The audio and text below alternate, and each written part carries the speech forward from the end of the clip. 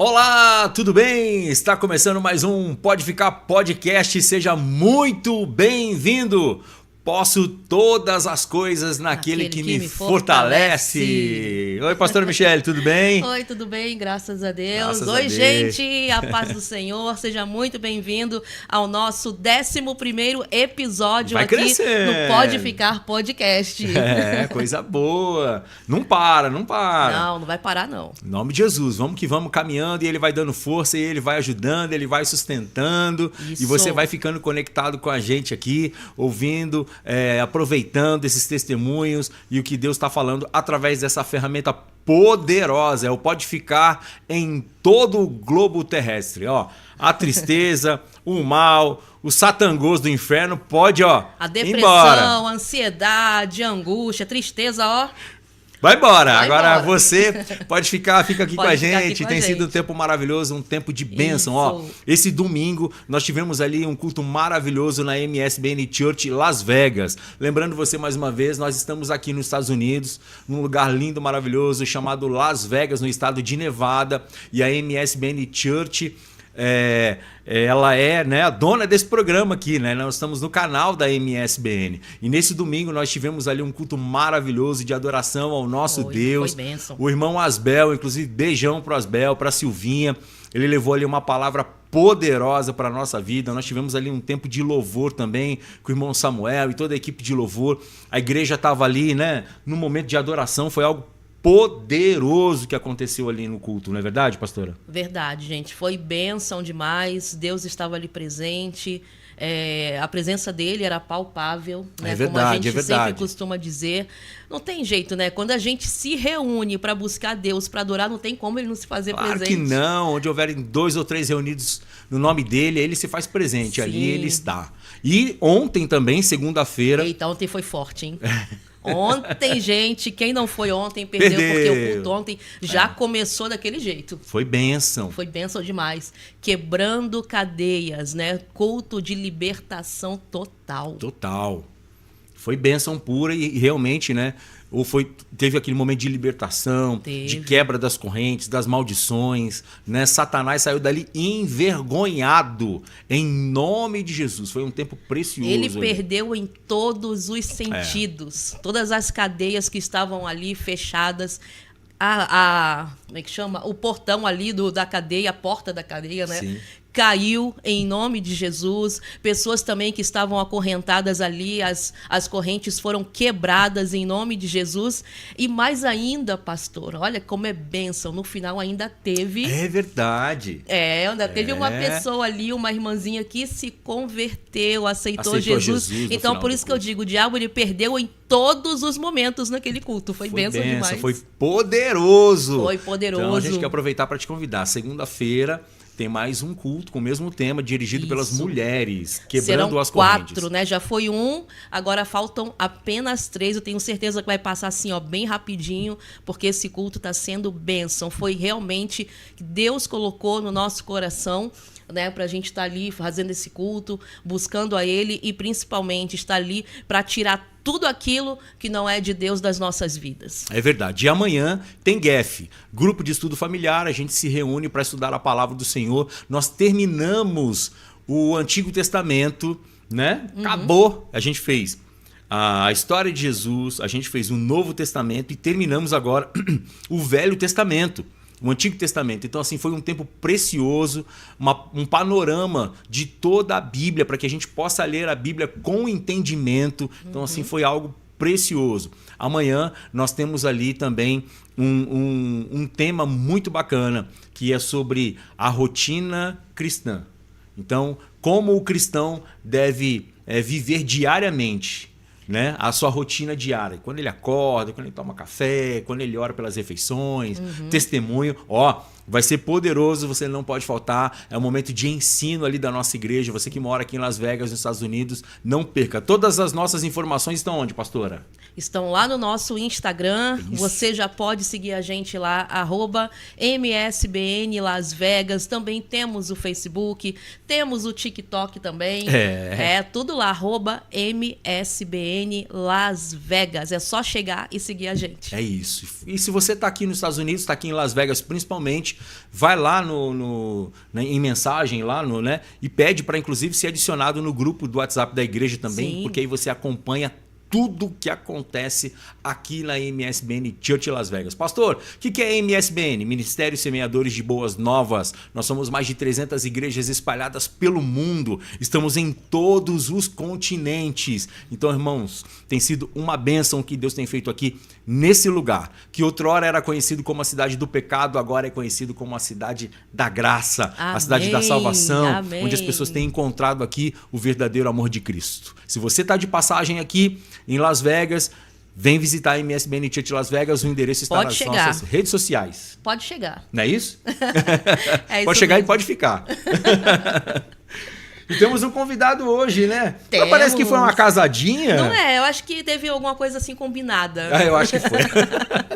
É bom porque a gente continua, né? A história. Continua a história É. e tal, porque teve muita coisa que você, não vou falar não, vou deixar pra ele falar. É. Então, tá chegando o momento da gente conhecer ainda mais, né, um pouco mais dessa história linda. Dessa casa, dessa família. É, que foi assim... E você sabia que, rapidinho, eu não sabia que era casadinho assim, saía um, entrava o outro, não. Então foi bom pra mim também, que eu já nem esqueci da outra história, já emenda nessa. Falar em casadinha amanhã, meu amigo. É. Amanhã, 34 anos de casado, É. gente. Tá passando rápido, hein, Parabéns, pastor. Parabéns. Parabéns por me aturar, pastor, esse tempo Imagina. todo. 34 anos De aturando muito essa amor. baixinha folgada, né, pastor?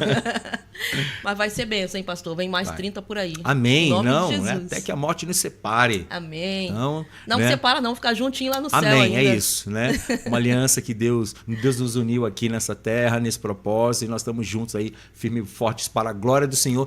Tudo Amém. graças a Ele, é Ele que tem dado todo o suporte. Amém. Vamos chamar o convidado? Vamos? Vamos lá, então. Ele também, que é pai de 3 filhos, tem uma que parece um anjinho, ele vai falar o nome deles para vocês. Casado com a Fran, que tem um sobrenome muito difícil. Eu falei, não, Fran, vamos colocar São Martins, né? Porque é um nome meio complicado. A gente já tem uma memória boa, né, pastor? A memória é boa, assim, né? Então, não vamos arriscar para estragar o nome da menina, né? Então, a gente deixou no nome do maridão. E quem tá aqui com a gente é o Caleb São Martins. Seja bem-vindo, querido. irmãozão. Que honra. Obrigado pela recepção, obrigado pelo carinho e de verdade uma honra estar com vocês. A gente que agradece por você ter aceitado o convite, por estar aqui conosco.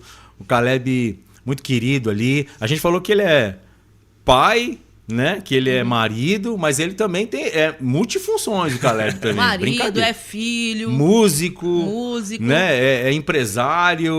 Brother. Dá pra fazer aquela entradinha da Marília Gabriela. Ele que é. Estamos aqui, né? Ele que é. É verdade. Mas você tem muitas funções mesmo, né, brother? Você trabalha bastante, né? Eu trabalho bastante e gosto. Eu não sei, acho que fui criado fazendo muita coisa, né? Desempenhando muitas funções.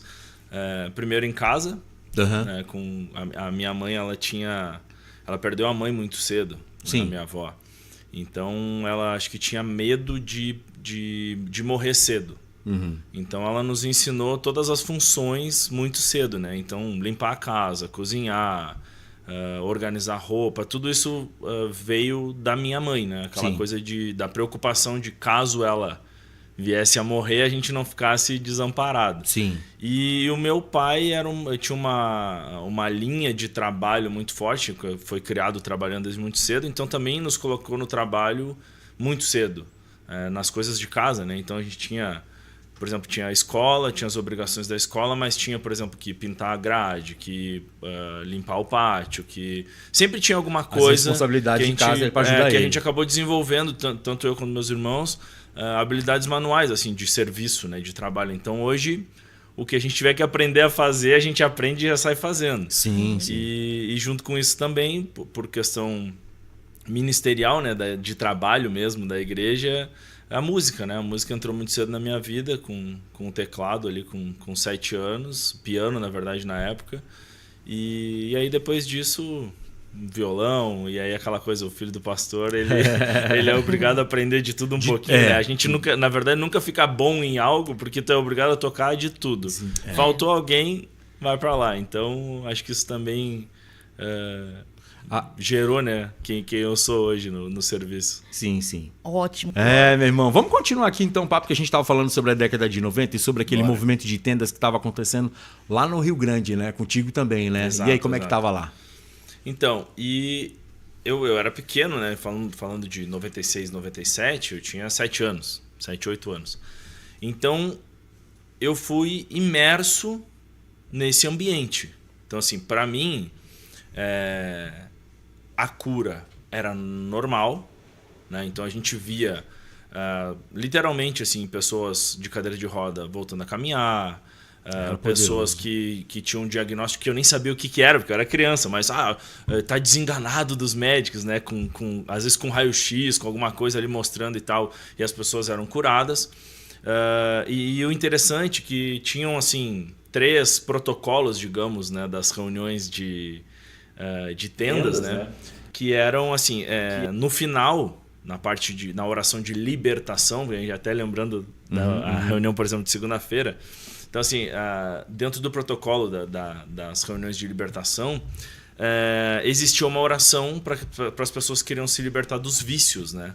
Então, para mim, era uma cena muito forte. Eu lembro que a galera toda ia para frente e quando o pastor começava a orar, num ato simbólico de abandono do vício, ele convidava as pessoas a jogarem as carteiras de cigarro, drogas, tudo para cima do palco ali, que era o altar, né? Como entregando aquilo ali a Deus. Tipo assim, isso não faz mais parte da minha vida, né? E eu lembro como criança, assim, de ver aquela massa, assim, aquela quantidade de carteiras de cigarro, drogas que eram jogadas ali e tal. E outra coisa que era a libertação. Os meus pais, como eram crentes experientes, eles trabalhavam na chamada tenda da libertação, que era uma tenda paralela que ficava na lateral, onde as pessoas que eram tomadas por espíritos imundos ali naquela reunião eram levadas. Por quê? Porque não adiantava só expulsar, né? Tinha que saber a origem. Então as pessoas eram tratadas ali. E os meus pais, como pessoas mais experientes, era das pessoas que estavam ali para entender qual era a raiz, né? Questionar, conversar e tal, e fazer todo aquele processo de oração até realmente a pessoa vir a si, saber se é realmente a pessoa, se não é e tal. Então eu cresci justamente nesse ambiente, vendo essa parada toda. Então é impossível não ser gerado temor na vida de uma criança que cresce visualizando e vivendo isso como algo normal, mas sem ser comum. Isso que eu acho interessante, que tanto meu pai quanto a minha mãe sempre souberam lidar com isso de maneira que isso fosse normal, mas que não fosse algo comum. Ou que fosse comum, mas que não fosse normal, né? Gerando sempre esse temor. E isso acho que foi algo assim essencial pro resto da minha vida, né? Sim, sim. Porque, de fato, o jovem crescendo nesse ambiente, e é bem parecido com o ambiente que eu também fui criado, a gente se identifica nisso, porque você é sobre temor, né? Sem dúvida. É sobre entender o que está acontecendo ali exatamente. Né? A gente está vendo ali as pessoas sendo libertas, o demônio manifestando mesmo, e ele muitas vezes sendo muito explícito e falando que se levantou para destruir, para matar. Então a gente sabe e conhece o mundo espiritual já desde ali do início, né? Então é algo realmente poderoso. Então tua infância foi ali. Minha infância foi isso aí. Foi forjado no church fogo total, assim. E tocando na igreja. Eu comecei a estudar piano com 7 anos. Porque eu ficava reproduzindo no banco da frente, com as mãozinhas ali, o que o meu primo fazia, na verdade. Meu primo tocava teclado. Teus pais tocam? Nenhum toca. A minha mãe nem cantar, ela canta. Ela se considera muito desafinada e, de fato, ela é desafinada. E o meu pai, ele tem um talento natural, porque ele consegue tocar. Se ele pegar o violão, ele tira um sonzinho. Ele toca trombone de pisto. Ele toca vários hinos da harpa e tal. Mas ele nunca desenvolveu assim nenhum instrumento. Então eu não cresci num ambiente musical. eu me transformei em uma criança musical porque os meus pais incentivaram a esse ambiente, né? Então, comecei a estudar piano cedo, tinha a questão toda da igreja, dos grupos caseiros, da reunião de final de semana. E a necessidade da igreja, né? E a necessidade, exato. Era muito legal isso, porque a gente olhava para as igrejas grandes na época e tinha lá os músicos, e a nossa igreja, que era menor, que era do bairro ali, a local, não tinha, né? Falei, não, pera, tem uma coisa errada, né? Tem que montar essa banda. Tem que acontecer alguma coisa, né? E aí a tua infância foi estudando ali no Rio Grande? Foi. Estudei sempre. Eu estudei em 3 escolas diferentes. Estudei na escola adventista de 1ª até a 4ª série, que é quando a gente era rico. Que meu pai ainda trabalhava no Porto. Depois, a partir da 5ª série, eu fui para uma escola municipal, de 5ª a 8ª série, e depois uma escola estadual do 1º ao 3º ano. Você experimentou de tudo, né, brother? De tudo. Experimentou de tudo. E aí, fala pra gente, como é que foi essa coisa de você trabalhar com envelopamento? Você sempre fez isso na vida ou não? Não, isso também é... Explica pra gente, a gente tá falando de envelopamento de carro, gente, não é de carta não é de envelopar a carta não, né? Eu vou fazer assim, eu vou puxar um pouquinho essa timeline para conseguir chegar no envelopamento e mesclar um pouco também com a história que a Fran contou, trazendo um pouco da nossa história. Então assim, resumidamente, fui criado num lar cristão, né? Eu me batizei com 7 anos de idade, lembro que na época, como eu falei, por esse ambiente de temor e tudo, eu sempre tive muito claro que o Senhor era o único Deus, que não tinha outro, e que fora isso eu ia estar perdido. Muito jovem, deixa eu só pegar aqui. 7 anos você foi batizado, eu fui batizado com 9. Nós éramos muito pequenos, mas eu com 9, eu tinha uma consciência daquilo que estava acontecendo na minha vida. Sim. Com 7, você já tinha essa consciência? Então, é que tá. Eu até falei isso, né? Conversei com os meus pais depois, mais tarde, para entender um pouco isso, né? Porque eu imaginava... Os meus filhos acabaram se batizando também muito cedo. E eu dizia assim, eu acho que uma criança com 7 anos, eu, né? Como pai, como maduro, não tem essa percepção. Eu pensando assim... E o meu pai falou assim, tá, mas peraí, por exemplo, quando o Benjamin foi batizado, que também foi com 7 anos, a gente sentou com ele na mesa e perguntou para ele, tu crê que Jesus é o único Senhor? Sim. Tu crê na Bíblia? Em tudo. O que tu crê? O que tu sabe sobre a Bíblia? Que Deus, o Pai, enviou Jesus, seu único filho, para morrer por mim, mesmo eu não merecendo. E aí começou a fazer a profissão de fé toda. Que muitas vezes a gente, quando ou quando está mais velho, às vezes até tu fica um pouco receoso, um pouco inseguro. Com toda a naturalidade, tranquilidade. Tu acredita no mundo espiritual? Sim. E assim, uma clareza, por causa desse ambiente todo. Muito legal a gente falar nisso, porque no batismo passado, na nossa igreja, tinham muitos pequenos ali, nessa faixa, 10, 11, 12 anos. Mas todos eles de famílias cristãs. E eu, de verdade, eu fiquei espantado. Porque, assim, a gente, antes de ir lá para o batismo, a gente tem, né, um estudo bíblico, de conversa. Mas aí, antes do batismo, a gente tem aquela provinha final, né? Aquela coisa... Aí a gente vai ali no gabinete, tem aquele reservado, tá lá todo mundo... E começa a conversar, falando com os pequenos. Desse jeito, brother. Os camaradas assim, os pequenininhos, na ponta da língua, falando do amor de Jesus, conhecendo quem era Jesus, falando de Espírito Santo, e falando sobre a cruz, e falando sobre conversão, e sobre pecado. Então, o fluxo de informação hoje para o jovem é muito rápido e muito forte, diferente de como era na nossa época. E eu acho até, vou até mais longe, acho que... A igreja, de uma maneira geral, antigamente, os líderes, ainda num modelo católico, não falando mal, mas para a gente entender histórico, ter parâmetro, né? Retiam a informação porque eles julgavam que o povo não estava preparado para receber. Né? Então, claro que existe um peso, né? Tu como pastor sabe que tu precisa filtrar algumas coisas até determinado momento, isso é natural, mas se retia muitas informações. Então, pessoas com muitos anos de convertidas não tinham informação que hoje pessoas recém-convertidas têm. Tu via pessoas com 20 anos de cristianismo orando assim, Senhor, muito obrigado, Senhor, por esse dia, Senhor, que Tu nos deste, Senhor. Amém, Senhor. Uma coisa assim, não tinha um fluxo, uma conversa, né? Entender, até a Fran citou sobre isso, entender o relacionamento de Deus como Pai, não só como um Deus. Ele é o Deus Todo-Poderoso, Ele é supremo, Ele está acima de todas as coisas, mas através de Jesus Ele se tornou meu Pai. O meu Pai, eu quero sentar no colo, eu quero fazer carinho no rosto, eu quero beijar, eu quero ter essa intimidade. Claro que eu entendo e preciso ter respeito nele e por ele como Deus, mas através de Jesus ele deixou de ser simplesmente meu Deus, meu dono, e ele se transformou meu Pai, né? E isso literalmente muda o jogo, muda tudo, porque é diferente, né? O relacionamento que eu tenho com meu pai, é de pai, é de filho e pai. E de verdade, só vai entender quem já passou por isso. Quem tem uma vida com Cristo já passou por isso.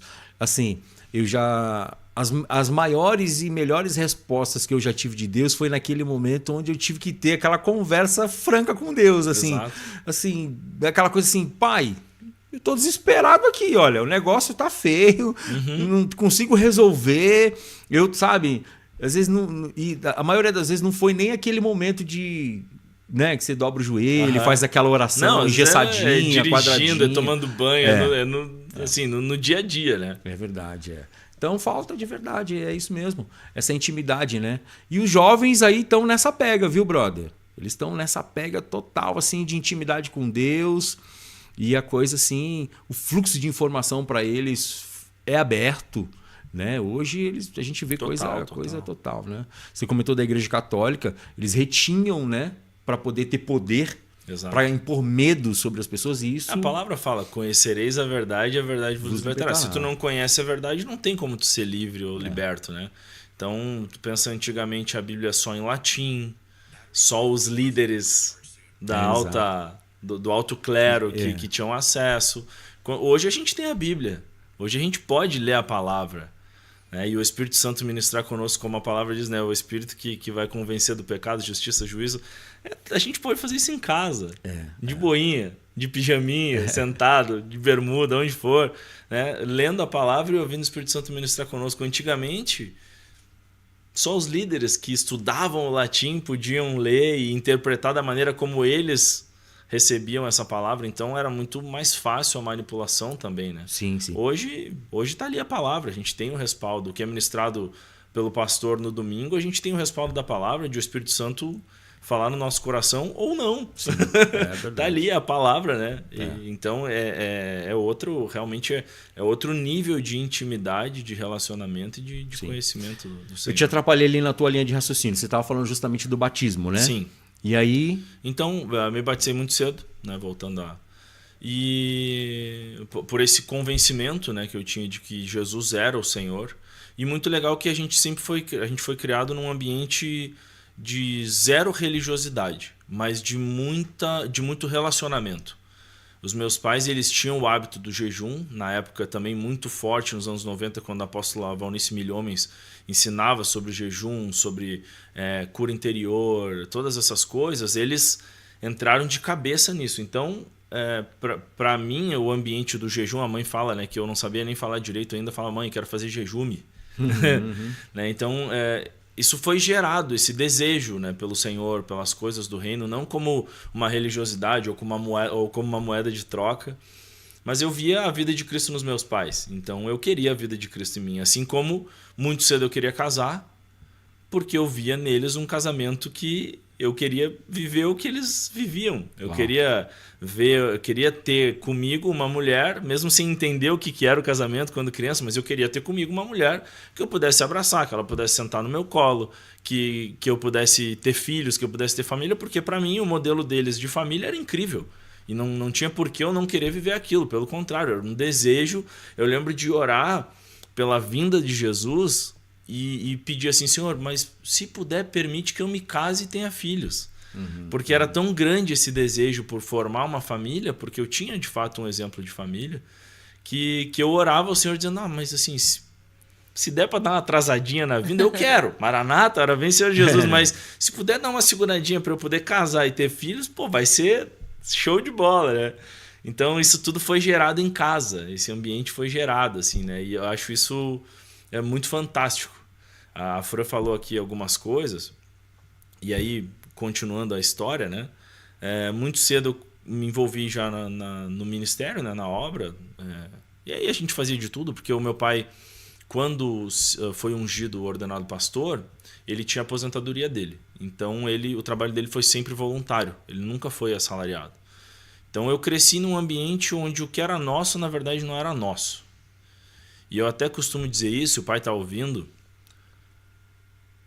Tem que segurar para não chorar. Segura aí. Mas se eu pudesse pontuar uma única coisa que eu acho que o meu pai, na época, não entendeu como pastor, foi que a diferença entre transbordar e dividir. Uhum. Então, tudo que era nosso, na verdade, não era nosso.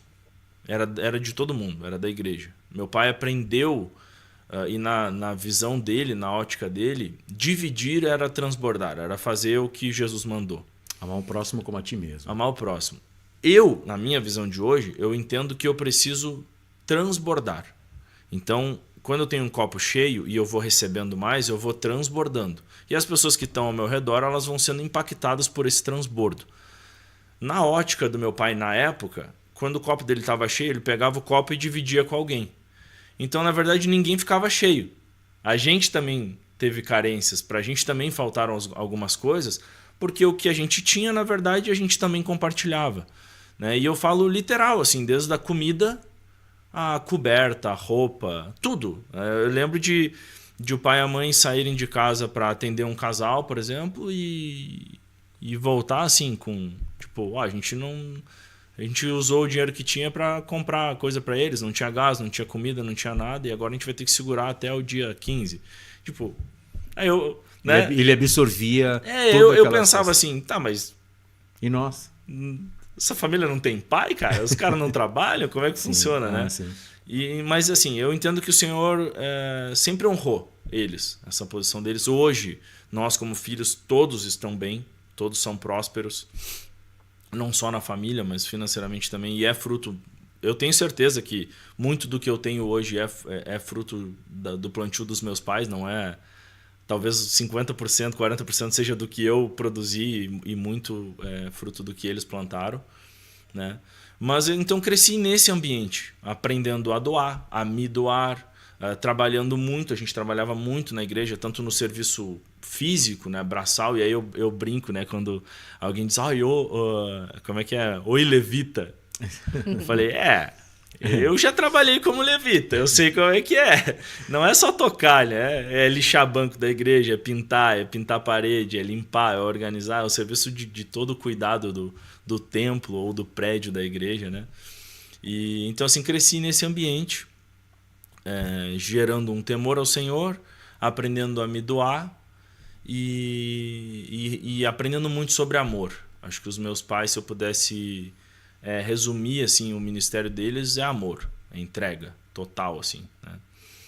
Então, a partir dali, eu tive muitas experiências com o Senhor através da vida deles. Né? Aprendi muito. Hoje eu falo, eu tenho só 36 anos, a gente vai fazer 14 anos de casado agora, semana que vem, dia 19, eu e a Fran.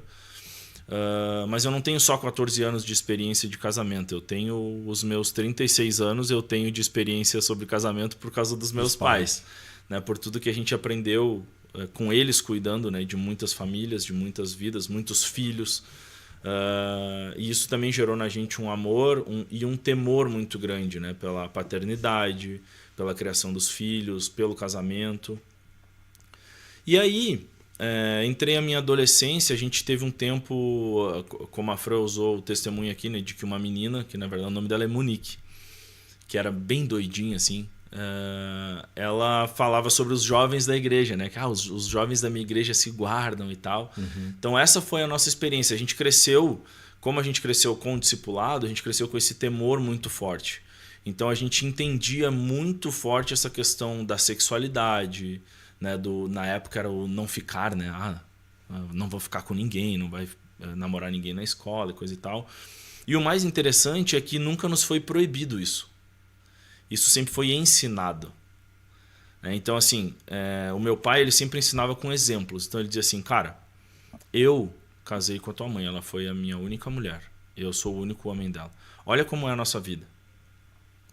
E a palavra diz, e verás mais uma vez a diferença entre o que serve a Deus e o que não serve.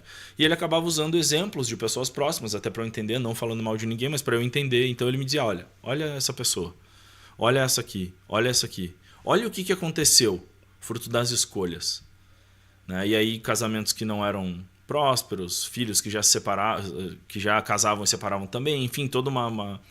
Eu disse, isso tudo, essas pessoas aqui foram criadas na mesma época que eu, foram criados no mesmo ambiente que eu. E aí tem uma parada também que eu falo muito, né?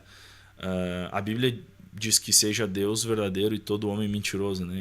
E a palavra diz que ensina a criança no caminho que deve andar e quando for grande não se desviará dele. Existe talvez aí um equívoco da igreja de uma maneira geral, que as pessoas pensam que levar para a igreja é ensinar nos caminhos do Senhor. E é totalmente diferente. Nós comentamos isso há poucos dias no ensaio, eu estava junto até com o Maico. Levar o filho para a igreja e ele está no tablet o tempo inteiro, ele está mexendo em alguma coisa ou ele está brincando, eu não estou ensinando nos caminhos do Senhor. Eu estou levando ele para a igreja. Que é diferente de eu, com exemplo, ensinar para ele que eu preciso ler a palavra, que eu preciso ter uma vida de oração, que no momento do louvor eu preciso estar ali por inteiro para receber, para entregar ao Senhor, que no momento da palavra eu preciso prestar atenção, seja na escolinha, né, na salinha, com uma palavra mais direcionada para as crianças ou propriamente dentro da área de culto da igreja. Então existe muita diferença entre levar para a igreja e criar nos caminhos do Senhor. E eu entendo que eu fui criado nos caminhos do Senhor. A gente costuma dizer assim, Caleb, lá na igreja eu até falei sobre isso também, e falo até com o Ministério Kids da nossa igreja. A gente faz o nosso melhor, mas é muito difícil, em 1h30... Total. Você... encucar. Exatamente. A gente busca ensinar as crianças ali, mas não é sobre isso. É sobre o testemunho, é sobre o exemplo dos pais, é sobre o que os pais fazem, é sobre... Eu costumo dizer assim, a obrigação de criar essas crianças é do pai e da mãe. Total. Né? Nós estamos ali para apoiar isso e ajudar, trazendo à luz a palavra do Senhor na linguagem delas, mas é muita responsabilidade jogar para o ministério infantil das igrejas que eles sejam... Não mal comparando, é igual a escola, né? A escola tá para ensinar matemática, inglês, falando aqui, né? Matemática, inglês, história, enfim... Não tá o papel da escola educar.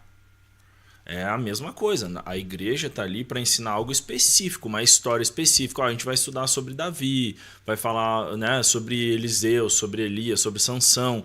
Vai trazer algo específico. Agora, o temor ele tem que ser gerado em casa. Não tem como a gente querer induzir as pessoas a fechar os olhos, levantar as mãos, segura a mão do teu filho.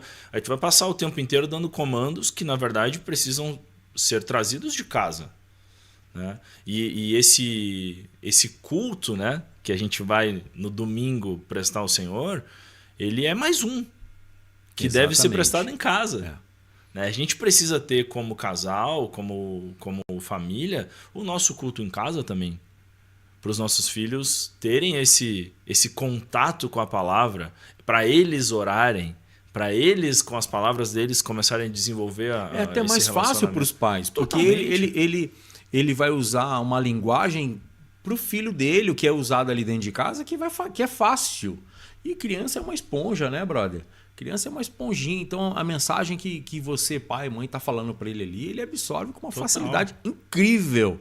Né, que às vezes a tia ali na escolinha na salinha não vai conseguir.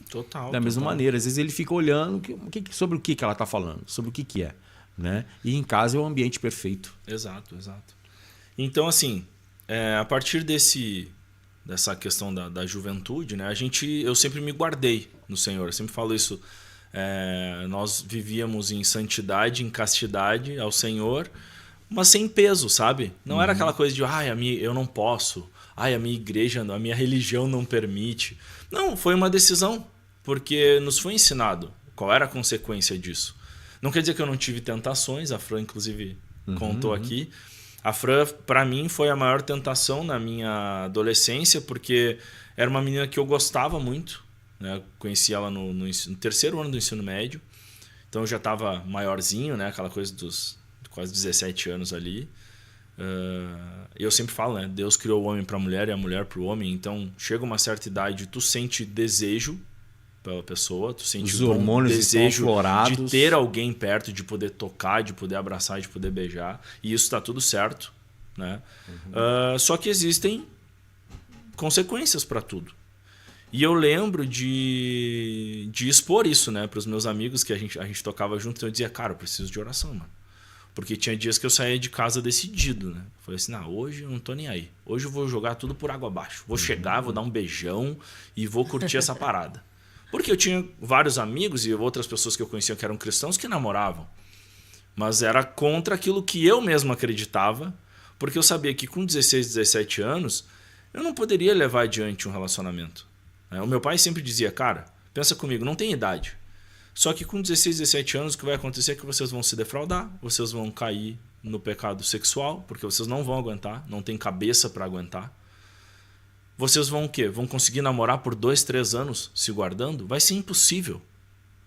Vai ser impossível. Então não vale a pena vocês alimentarem esse sentimento agora. É melhor vocês se guardarem, se preparar para viver isso. E eu conhecia bem a palavra, sabia a questão do julgo desigual, também sabia que eu não poderia namorar com ela como uma menina do mundo, não faria sentido nenhum também. Então assim, eu orava por ela, nós orávamos como equipe, os meninos que oravam junto comigo, né? A gente que buscava o Senhor junto, então orava. E eu por outras experiências, a Fran até comentou aqui, porque eu não sou um cara tão bonito assim, né? Mas filho de pastor, então aquela coisa, tu toca na igreja, tá sempre... Tem um destaque. Tem um destaque, tem uma certa evidência.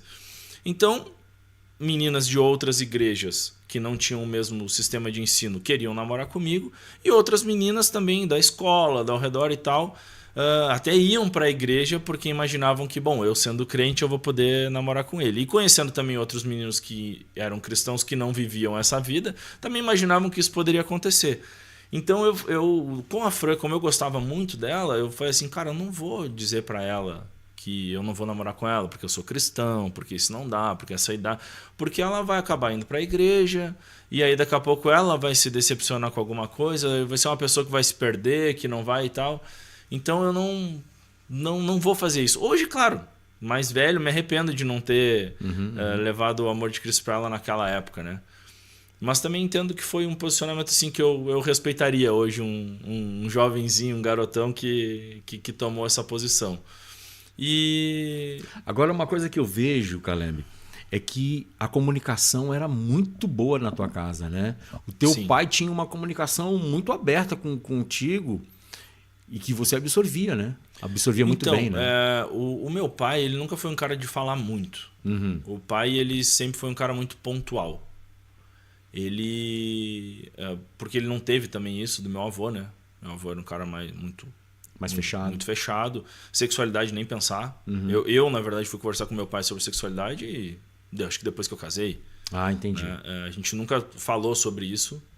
A minha mãe não tocava nesse assunto diretamente comigo, mas ela tinha algumas preocupações. Então, ela falava assim, foi ela que me trouxe assim, aquela coisa de não deixa ninguém te tocar e tal, essas coisas. Existem pessoas que são más, né? Homens, mulheres e tal, aquele cuidado, né?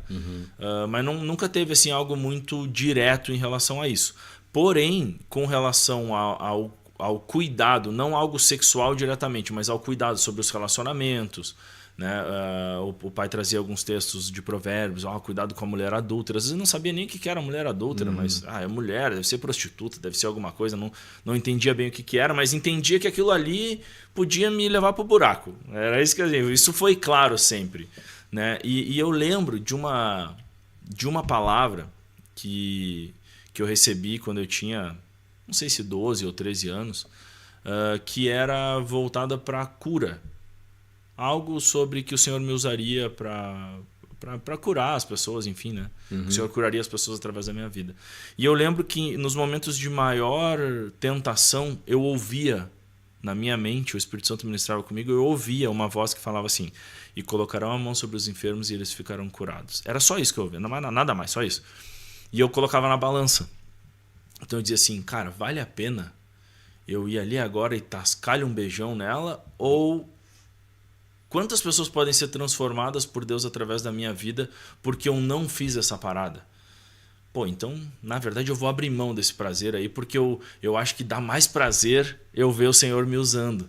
Né? E eu pude experimentar muito disso, assim. Até comentei isso com os meninos, com as meninas do grupo de louvor, né? Sobre desfrutar do momento, não aquela coisa do ai, tem que ministrar e tal, mas desfrutar isso na presença de Deus, porque como é gostoso quando tu coloca a mão sobre alguém e o Senhor te usa.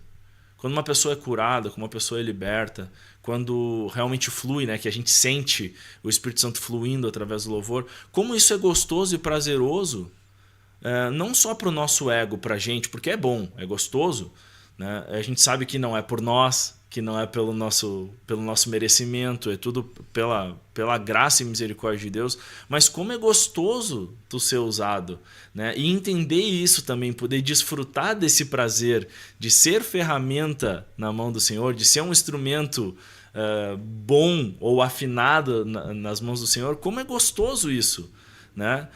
E entender que toda a honra e glória é do Senhor, que tudo é por Ele, tudo é para Ele, tudo é por meio dele. Mas ser útil na casa, mas como na mão gostoso, dele, né? Desfrutar disso, sim, né? sim. Isso é muito é um entendimento de que estamos indo no caminho certo. Claro. Né? Então o Senhor vai retribuindo aquilo, vai confiando a você determinados dons, talentos e o mover do Espírito Santo na sua vida, né? Então eu também entendo assim, dessa mesma maneira. Então, quando as coisas estão fluindo, as setas do inimigo elas vão sendo bloqueadas ali. Quando a pessoa pega um instrumento, que ela pega o microfone para cantar, ou para pregar, ou para fazer qualquer coisa, flui. Exato. Fala, é muito gostoso. Como é bom, né? Então, faz todo sentido.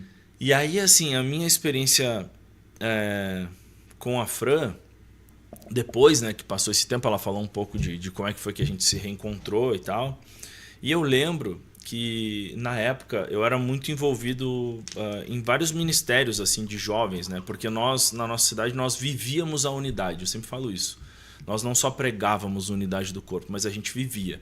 Então nós tínhamos um evento que era 24 horas de adoração, onde nós juntávamos todas as igrejas da cidade. Eu não lembro qual era o dia, mas vou aqui falar um dia específico, por exemplo. Todo dia 10 do mês, a nossa cidade era responsável por 24 horas de adoração ao Senhor. Então nós começávamos às 6 horas da tarde e íamos até às 6 horas da tarde do outro dia, quando passava para uma próxima cidade do Brasil, que começava às 18 horas e terminava às 18 e passava para uma outra. E nós tínhamos 365 dias de adoração ao Senhor por 24 horas por dia, cada dia uma cidade do Brasil. E nós éramos uma das cidades que estávamos ali. E então a gente vivia essa unidade. A gente conheceu vários ministérios de louvor, né? Vários jovens que também eram sedentos e queriam viver a presença do Senhor, buscar a presença do Senhor. E nós ficávamos ali. A gente chegava, muitas vezes um ou outro faltava, a gente assumia.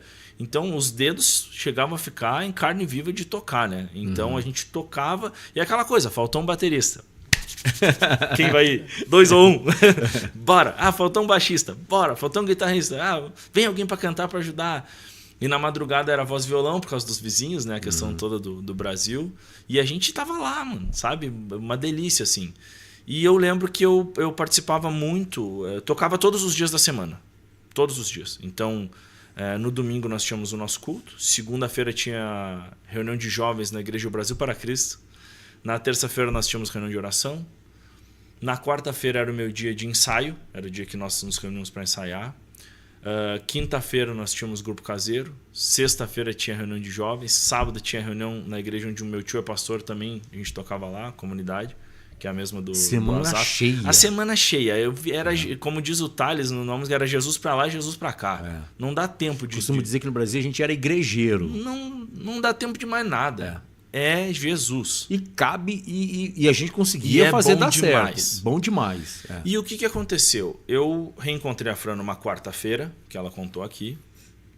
A gente conversou um pouco, mas óbvio, né? Era assim, foi um reencontro de... Pô, que legal que tu te converteu. Ah, que legal, eu tenho orgulho de ti. Agora eu entendo o que aconteceu. Foi meio que um papo muito rápido. Claro que já deu aquela balada, né, nos dois, assim. O coração bateu mais forte. E eu lembro que numa segunda depois dessa quarta-feira, eu ia pregar nessa igreja do Brasil para Cristo. Uhum. Ela não sabia, eu não convidei, a gente não conversou, nada. E eu tô ali. Nós fizemos o louvor, foi um momento incrível de adoração, e eu fui pregar. E eu lembro que o tema era metamorfose. Lembro assim, muito claro. E aí eu fui falando sobre a transformação, né, da lagarta, que entra dentro do casulo, passa pelo processo de transformação, que esse processo é dolorido, é um processo de isolamento, e que depois ela começa a abrir o casulo com as asas. E se a gente abre, né, tem uma curiosidade para quem está assistindo, se a gente vai ali e abre esse casulo, a borboleta morre, porque ela não tem força nas asas para voar. Esse processo de abrir o casulo, né, que às vezes é o momento que a gente está passando, né, de dor, de dificuldade, de sofrimento, é para nos fortalecer para poder voar, assim como a borboleta. E eu falei sobre isso, e eu trouxe um pouco a questão da alegria de Paulo, não me lembro em que contexto, mas a alegria de Paulo em ver os discípulos, né, os discípulos dele, como Timóteo e tal, já ensinando outras pessoas com o exemplo, com a palavra, com o trato, o amor, a fé. E eu tô ali falando sobre isso, sobre ser exemplo, né? Sobre a importância de alguém que está levando a palavra, ministrar, ter vida para falar sobre isso. E de repente eu olho assim num canto à direita, tá a Fran junto com uma amiga dela. E na hora assim o Espírito Santo ministrou comigo e falou assim: e aí? E se tu não tivesse tomado as decisões que tu tomou, com que cara tu estaria agora falando essa palavra? Pregando sobre Talvez eu não estivesse ali, Uhum. mas que autoridade eu teria para falar sobre exemplo, sobre vida com Deus, para jovens, como eu estava ministrando? E aí eu falei assim, cara, tudo vale a pena. Se fosse só por esse momento, já teria valido a pena. Né? E a partir dali, no final daquele culto, a gente conversou um pouco também e tal, começamos a nos aproximar. E isso foi 2009. Foi justamente quando eu comecei a minha empresa. Por isso que eu precisava falar um pouco sobre isso para chegar sobre pra isso. linkar. Porque em setembro de 2009 eu comecei a Gênesis, que era a minha empresa no Brasil, Gênesis Comunicação Visual. E a gente trabalhava com serigrafia. Uhum. Então eu comecei serigrafia, fazendo aqueles iminhas de geladeira, de gás e água. Sim. Depois fazia placas de saída de emergência, essas fotoluminescentes. Então eu trabalhava com isso quando eu me reencontrei com a Fran. E assim, acho que todo mundo achava que eu era maluco. Inclusive meus pais que estão aí podem comentar, né? Porque assim, era uma parada que ninguém levava fé. Eu sabia, de certa maneira, mesmo com 19 anos, que aquilo ali era escada para outra coisa. Mas que eu tinha que começar. Uhum. Então eu sempre fui apaixonado por adesivo, por vinil. Eu não sabia, né, que era vinil, enfim, mas por adesivos, stickers, né, sair colando e tal. E eu descobri que na serigrafia eu podia fazer qualquer tipo de adesivo. Então, na época, a gente criou a UGERG, que era a União dos Jovens Evangélicos de Rio Grande. Tinha essas coisas, né? A gente gosta dessas coisas. E aí eu já fiz um adesivão da UGERG para vender para todo mundo, que era a gente vendia R$1. Eu doei e a gente vendia R$1 para fazer os eventos, né? Então, com esses eventos, a gente conseguia trazer pessoas importantes no cenário nacional, mas a gente não pensava em, tipo assim, grandes bandas. A gente queria autoridade sobre adoração, porque a gente queria aprender mais sobre adoração. E eu lembro que nesse ano a gente levou para Rio Grande o apóstolo Davi Alves, que foi um cara que implementou no Brasil as 24 horas de adoração, em São Paulo, que era uma batalha espiritual gigantesca, porque tinha toda aquela questão do carnaval e tal. Então, durante o período do carnaval, existiam as 24 horas de adoração, que se transformaram em 180 horas de adoração. Depois acabou se expandindo para o Brasil inteiro, como os 365 dias do ano, tendo 24 horas de adoração. E a gente conseguiu levar ele para um seminário de adoração. Que legal. E ele me perguntou, eu lembro que na época ele perguntou, tá, mas o que é? O que tu quer? Qual é a tua ideia? Eu falei, eu não tenho nada, não tem protocolo, a gente quer aprender sobre adoração. A gente quer entender mais. A palavra diz que o Senhor procura os verdadeiros adoradores que adoram em espírito e em verdade. A gente quer entender o que é em espírito, o que é em verdade, qual é dessa parada, o que a gente tem que fazer, se existe um início, meio e fim na ministração do louvor, como que eu consigo entregar, enfim, a gente quer entender o que é adoração, que tipo de música eu toco para adorar o Senhor, qual que é de celebração, qual que é de comunhão, a gente precisa entender. Tem uma galera boa aqui, tem um monte de gente sedenta que quer aprender.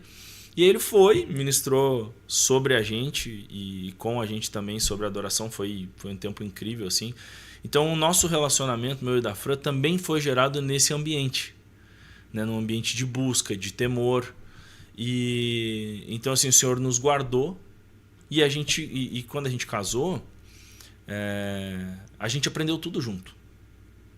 E foi muito legal, porque a gente aprendeu sobre casamento, sobre sexualidade. Tudo foi sendo desenvolvido por dois jovens tementes ao Senhor que queriam aprender do Senhor.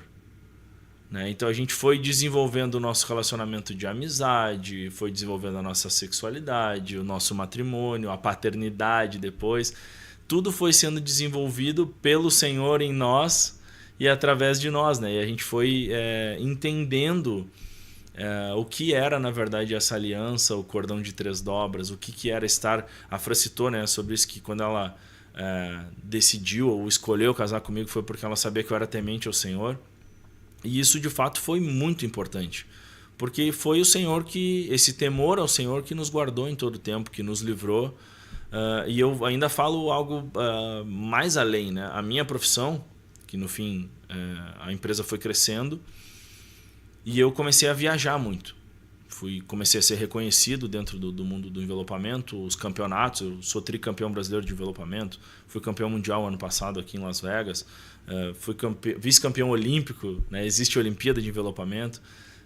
Então, assim, tudo isso que foi acontecendo na minha vida, obviamente, junto com o reconhecimento, vem os convites para a gente ir para vários lugares. Né? Inclusive, estou em Las Vegas porque o Senhor me mandou, mas através do envelopamento. E aí começam as viagens. No último ano, antes de vir para cá, o ano de 2023, eu passei 263 dias fora da minha cidade. Não.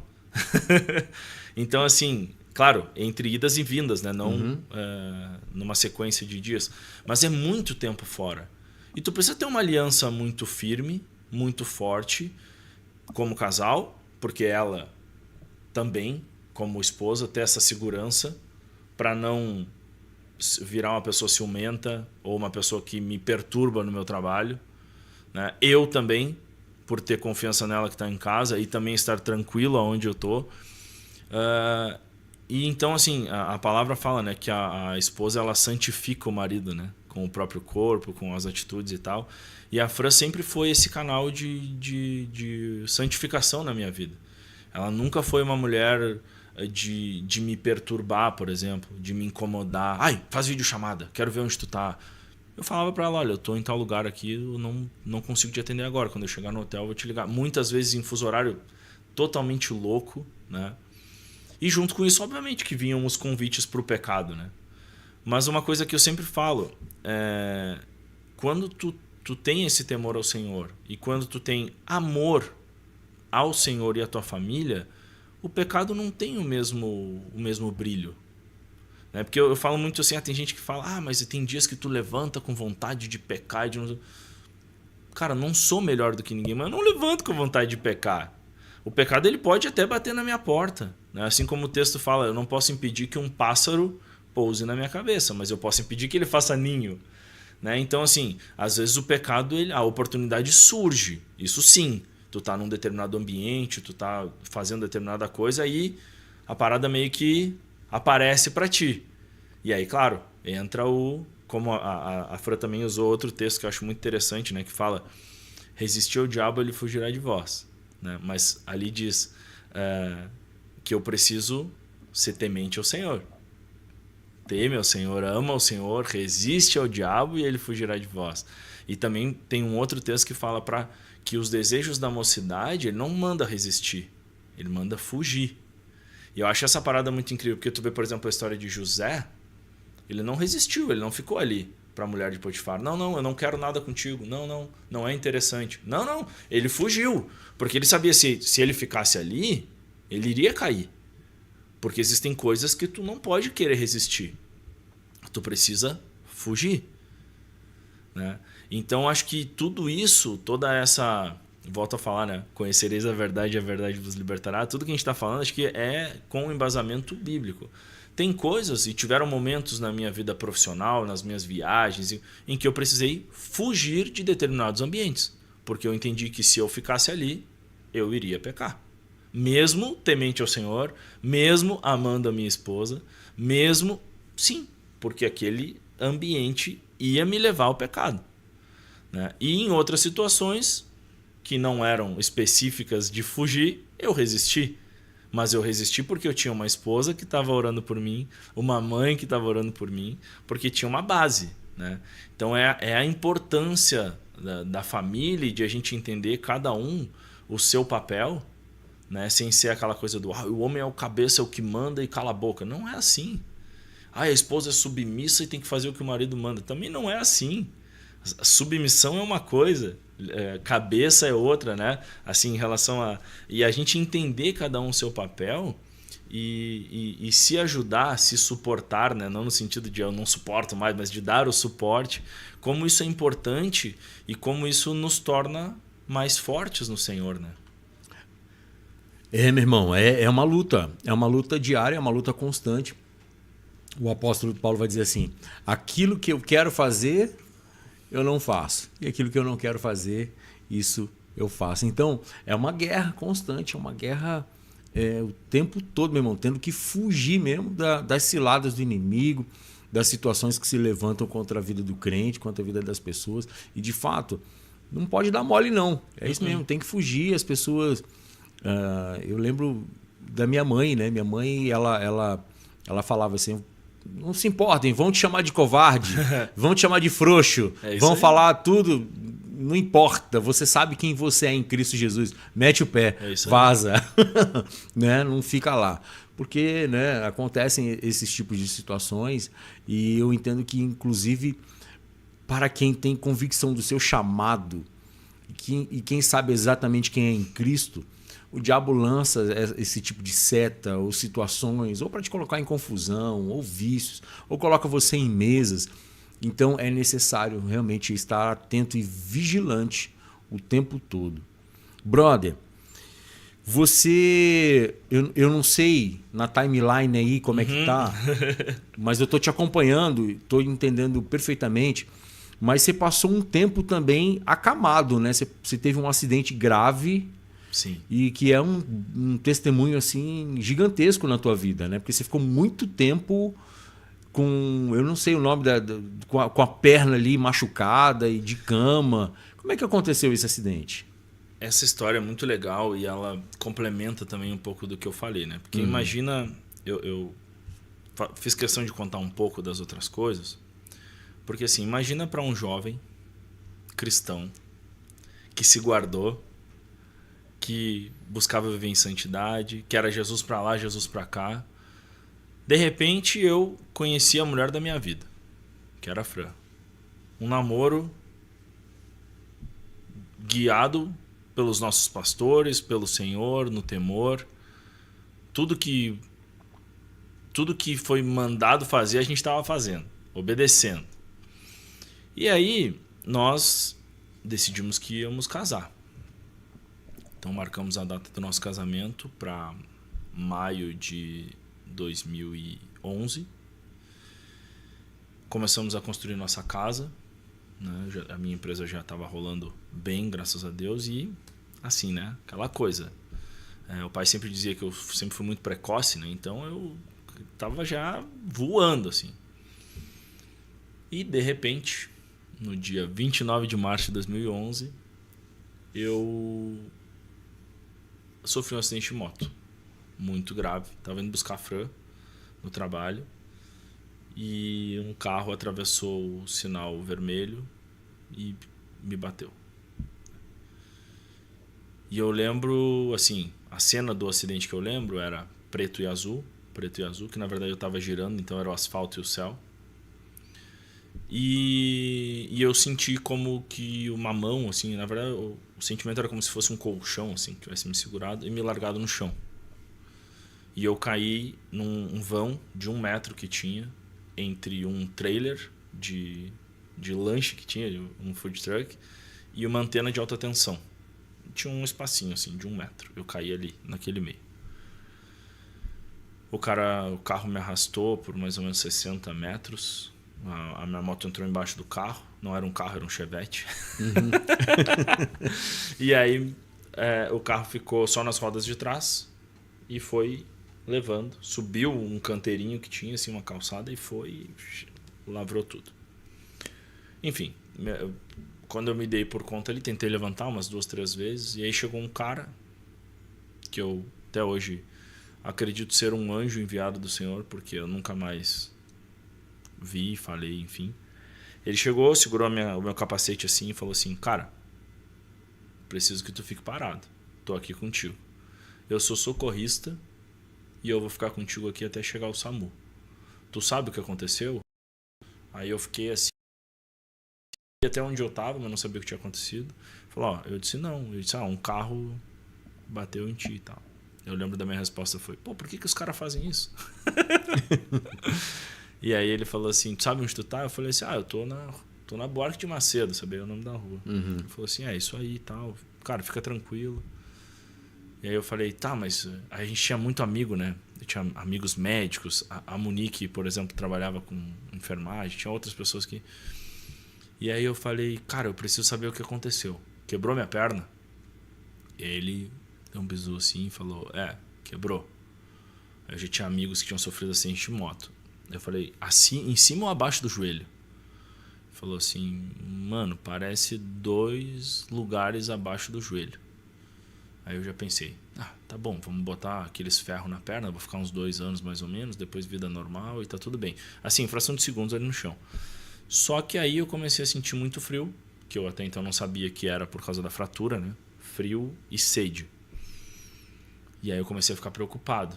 Eu falei assim, cara, quanta gente entra numa ambulância e as pessoas falam, ele entrou caminhando. E aí chega no hospital, tá morto. Aí eu começou a me encher de temor. E daí eu já falei assim, cara, não posso morrer. E aí comecei a orar. Ali mesmo no chão eu comecei a orar. Até em línguas, eu já estava bem crente ali, né? E aí, Senhor, tem misericórdia de mim, Senhor, e se for para morrer, me perdoa, escreve meu nome no livro da vida. E, Senhor, não posso. Como é que eu vou deixar minha noiva viúva, que nem é casada ainda, nós estamos construindo a casa? Assim, tudo isso passando ali em fração de segundos. E aí, de repente, a gente precisa de um telefone para ligar, e eu não lembrava do telefone celular, nem do meu pai nem da minha mãe, só lembrava do telefone da casa, ainda tinha o telefone fixo. Eu falei, liga para casa, só que assim, cara, liga na manhã, porque a minha mãe, ela já é coroinha, né? Eu lembro de ter usado essa expressão pro cara. Aí o cara ligou, alô, dona Cirlei? Sim. Mãe do Caleb? Sim. Ele se acidentou de moto. Nossa. Eu falei, meu... Pô, cara, né? E aí a minha mãe começou a ficar desesperada, queria falar comigo. Não, mas ele não pode falar agora. Nossa. Aí eu sei que ela ligou pro meu pai, não sei bem essa parada como aconteceu. Meu pai estava numa cidade vizinha, fazendo o quê? Trabalhando para a igreja. Nós tínhamos aberto um trabalho na cidade vizinha e precisava terminar a obra dos banheiros para poder fazer a inauguração oficial. E o meu pai escolheu esse dia para terminar de reformar os banheiros lá. Então ele estava a mais ou menos 1h30 da cidade, né? Tava longe. E então meu pai me ligou. Começou a tocar meu celular, eu vi ali pai. E aí eu falei pro cara, não, cara, tem que atender, vou falar com meu pai. Aí o cara atendeu, não, preciso ouvir ele, preciso falar com ele e tal. Daí eu não conseguia por causa do capacete. botou no Viva Voz ali. Acho que não tinha Viva Voz, não sei. Sei que ele botou assim, eu não conseguia ouvir a voz dele. Eu falei, pai, é o seguinte, eu não consigo te ouvir. Eu tô bem. Eu tô no chão, tô consciente. Acho que quebrou minha perna. Mas eu tô bem. Fica tranquilo e tal. Tô orando aqui e vamos esperar o que vai acontecer, mas fique em paz. E, ok. Seguida, eu fiz um teste com o Senhor naquele dia, assim, né? Porque eu não sabia se eu ia morrer ou não. E aí eu falei assim, Senhor, é o seguinte, se eu entrar na ambulância e a ambulância sair correndo, é porque tá complicada a minha situação. Grave. Se não for, eu vou entender que eu vou passar dessa. E aí, mas é uma coisa meio ridícula, né? Porque a ambulância, ela normalmente tá pegando um cara que se acidentou de moto, ela tem que sair correndo, né? Então foi um primeiro teste, assim. E nesse dia, meu irmão mora em Itajaí, Santa Catarina. E ele estava lá, porque dia 29 de março é aniversário do meu sobrinho, Lucas. E ele foi comemorar com a gente, depois de muitos anos sem ir em Rio Grande, ele foi. E aí meu irmão veio, segurou minha mão e falou assim, cara, eu lembro do meu irmão falar assim, não murmura e não reclama. Só agradece ao Senhor porque foi muito grave. Meu irmão tem 10 anos a mais que eu. E eu falei, não, eu tô em paz. E beleza. Chegou a ambulância, colocou minha perna no lugar. Quando colocou, rompeu algumas veiazinhas ali, comecei a perder muito sangue. E fui pro hospital. E a ambulância saiu devagar. O próprio motorista perguntou, e aí, doutor? E ele falou, vai tranquilo. Ele tá bem. Aí eu falei, Resposta de Deus. Morreu, já sei que eu não vou. Bora pra cima, agora é enfrentar o que vai acontecer.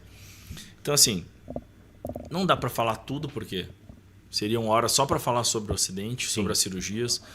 Mas, resumindo, eu fiz 5 cirurgias no total. Fiquei com a minha perna quebrada 2 anos e meio. Nossa. Me assentei com 87 quilos e cheguei a 138, porque eu fiquei de cama. Fiquei 8 meses de cama sem sair. Depois comecei a fazer fisioterapia, enfim. Depois de 2 anos e meio com a perna quebrada, nós já tínhamos procurado por tudo, né? Orado, feito jejum, buscado médicos, enfim.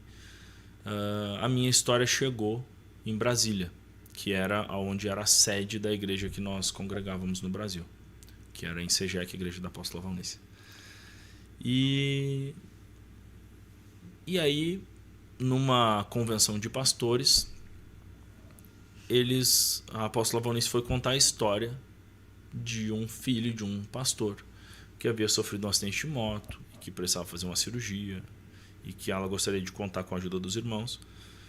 E o meu pai, obviamente, né, ele se colocou no lugar, ele falou assim, cara, eu sei muito bem o que é isso, né, tudo que a gente está vivendo com o Caleb e tal.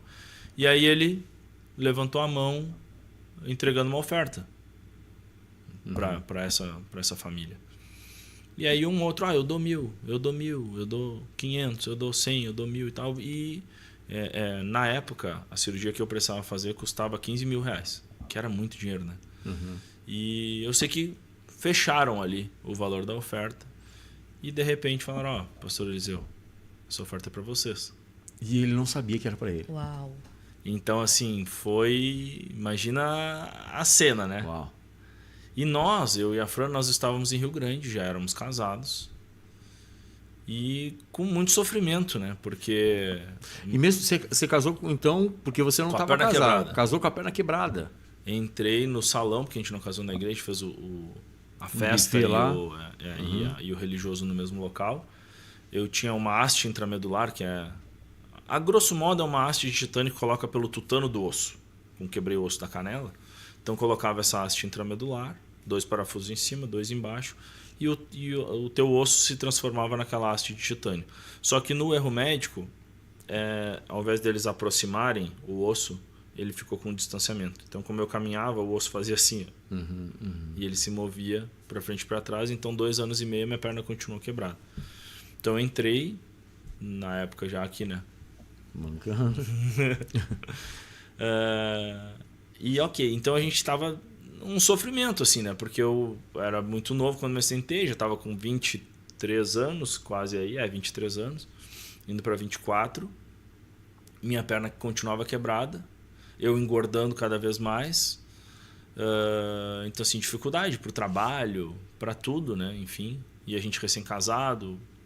Nesse período todo também medicamentos diferentes. Eu tomei um medicamento que se chama pregabalina, que mexe no sistema nervoso central. Então, acabei ficando meio que bipolar. Tinha alguns episódios de raiva, que eu quebrava as paradas, assim. Eu tava trabalhando e dava uma coisa errada, eu já puxava, arrancava e já dava soco e tudo por causa desse distúrbio. Então tava ruim, a situação tava muito ruim. E de repente a gente recebeu a ligação dos meus pais, do meu pai chorando e dizendo: conseguimos. E aí foi assim, foi um momento nosso assim, literalmente de êxtase, porque eu falei, cara, a partir de agora vai ser um novo tempo, né? Foi esse dia que nós encomendamos a Esther, que foi o nosso selando um novo tempo. Nós entramos em acordo, literalmente. Foi um momento de ápice, assim, de alegria. Eu lembro de olhar para a Fran e dizer assim: me dá um filho? E ela falou sim. E ali a gente ligou na terra, sem saber que era o dia. 2 meses depois eu fiz a minha cirurgia, através das mãos do Dr. André Guerreiro. Talvez ele não esteja assistindo, mas eu vou encaminhar para ti. Muito obrigado. Foi um cara especial na minha vida. Ele era médico da seleção brasileira de atletismo. Tratou Daiane dos Santos e outros nomes assim muito considerados. Ele cuidava de mim na época que eu jogava futebol, quando adolescente. Então ele me conhecia de algumas competições. E de repente, quando ele me viu no consultório, ele falou assim: cara, o que fizeram contigo? Tu tá uma bola? Porque imagina, né? O que eu tinha mudado. E ele também foi assim, teve um sentimento de pai assim por mim, né? E então foi um cara assim muito especial, muito especial. Essa cirurgia com certeza seria muito mais. Só o fixador, que se chama Elizarov, na época custava 12 mil reais. E a gente acabou pagando 13 mil e alguma coisa, deu 15 mil com anestesia e essas coisas assim, enfim. Então foi muito bom, assim, né? E literalmente 3 meses depois de julho, que foi quando eu fiz a cirurgia, eu já estava com a minha perna consolidada. Eu já poderia tirar o fixador e caminhar, né? A diferença de um bom profissional, enfim, né? Então, uma foi colocado no momento do acidente e depois você teve que fazer uma outra cirurgia para corrigir o problema. Tiveram vários, assim. Uma das cirurgias que eu fiz, por exemplo, eu tive sobredose de anestesia e eu quase morri. Eu deveria acordar às 7 horas da noite, eu acordei 1 e pouco da manhã. Fui passar de uma maca para outra, eles tentando me empurrar para me livrar, me tirar da área de UTI, né? De observação e tal. Me mijei todo, assim, tentando passar, não consegui. Fiquei numa vergonha terrível. Enfim, foram várias situações, assim, que isso tudo gerou pra gente. Mas uma parada que eu entendo hoje, muitos anos depois, é que isso foi muito importante pra mim e pra Fran. Eu vejo o cuidado do Senhor nesse tempo. Achei que você ia falar assim: não ande de moto. Não, isso também. Mas muitas vezes em que eu, por exemplo, fui tentado viajando ou algo assim, não era só o temor ao Senhor que me guardou, mas a minha aliança com a Fran. Porque nos momentos mais difíceis, como eu, Nazara. Não era Jesus, era a Fran. Jesus estava lá, obviamente, através da Fran, mas a Fran estava comigo, né? Vendo essa oscilação de humor, muitas vezes a minha raiva por não poder fazer determinadas coisas. Frustração se transformava em raiva, a minha frustração. Então, imagina assim, que eu sentia sede e eu não tinha coragem de pedir água, irmão. Quando eu me acidentei, nós éramos noivos. Então a Fran não podia me cuidar 100%. Nós éramos noivos. Sim.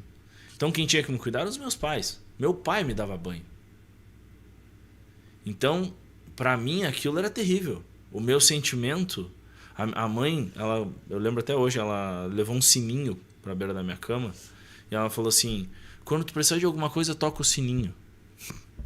Aquilo ali, para mim, cada badalada do sino era um sentimento, era uma dor no meu peito. Eu sei que para ela não. Mas para mim, eu falava assim, eu não vou. A hora que alguém aparecer aqui, eu digo, se puder me traz uma aguinha. Sim. Mas eu não tinha coragem de mãe, me dá água. Não tinha como. Na minha cabeça, não tinha como. Né? E claro, para todas as outras coisas, assim, eu precisava de ajuda para tomar banho. Então meu pai transformava às vezes esse momento numa brincadeira. Para tornar leve. Claro, para tornar mais leve e tal. Mas muitas vezes eu estava irritado. A frustração de... Daqui a pouco de entrar na banheira com as muletas, ter que sentar numa coisa. Não, pai, sai! Sai que eu faço isso aqui. Então, muitas vezes eu fui ríspido e grosseiro com ele. Né? Então, tudo isso assim, depois dava aquele sentimento de, pô, cara, afinal, quem é que tá te cuidando, cara? Sim, sim. Né? Enfim, então, tudo isso a Fran tava lá. Né? Meus pais foram meus amigos que permaneceram.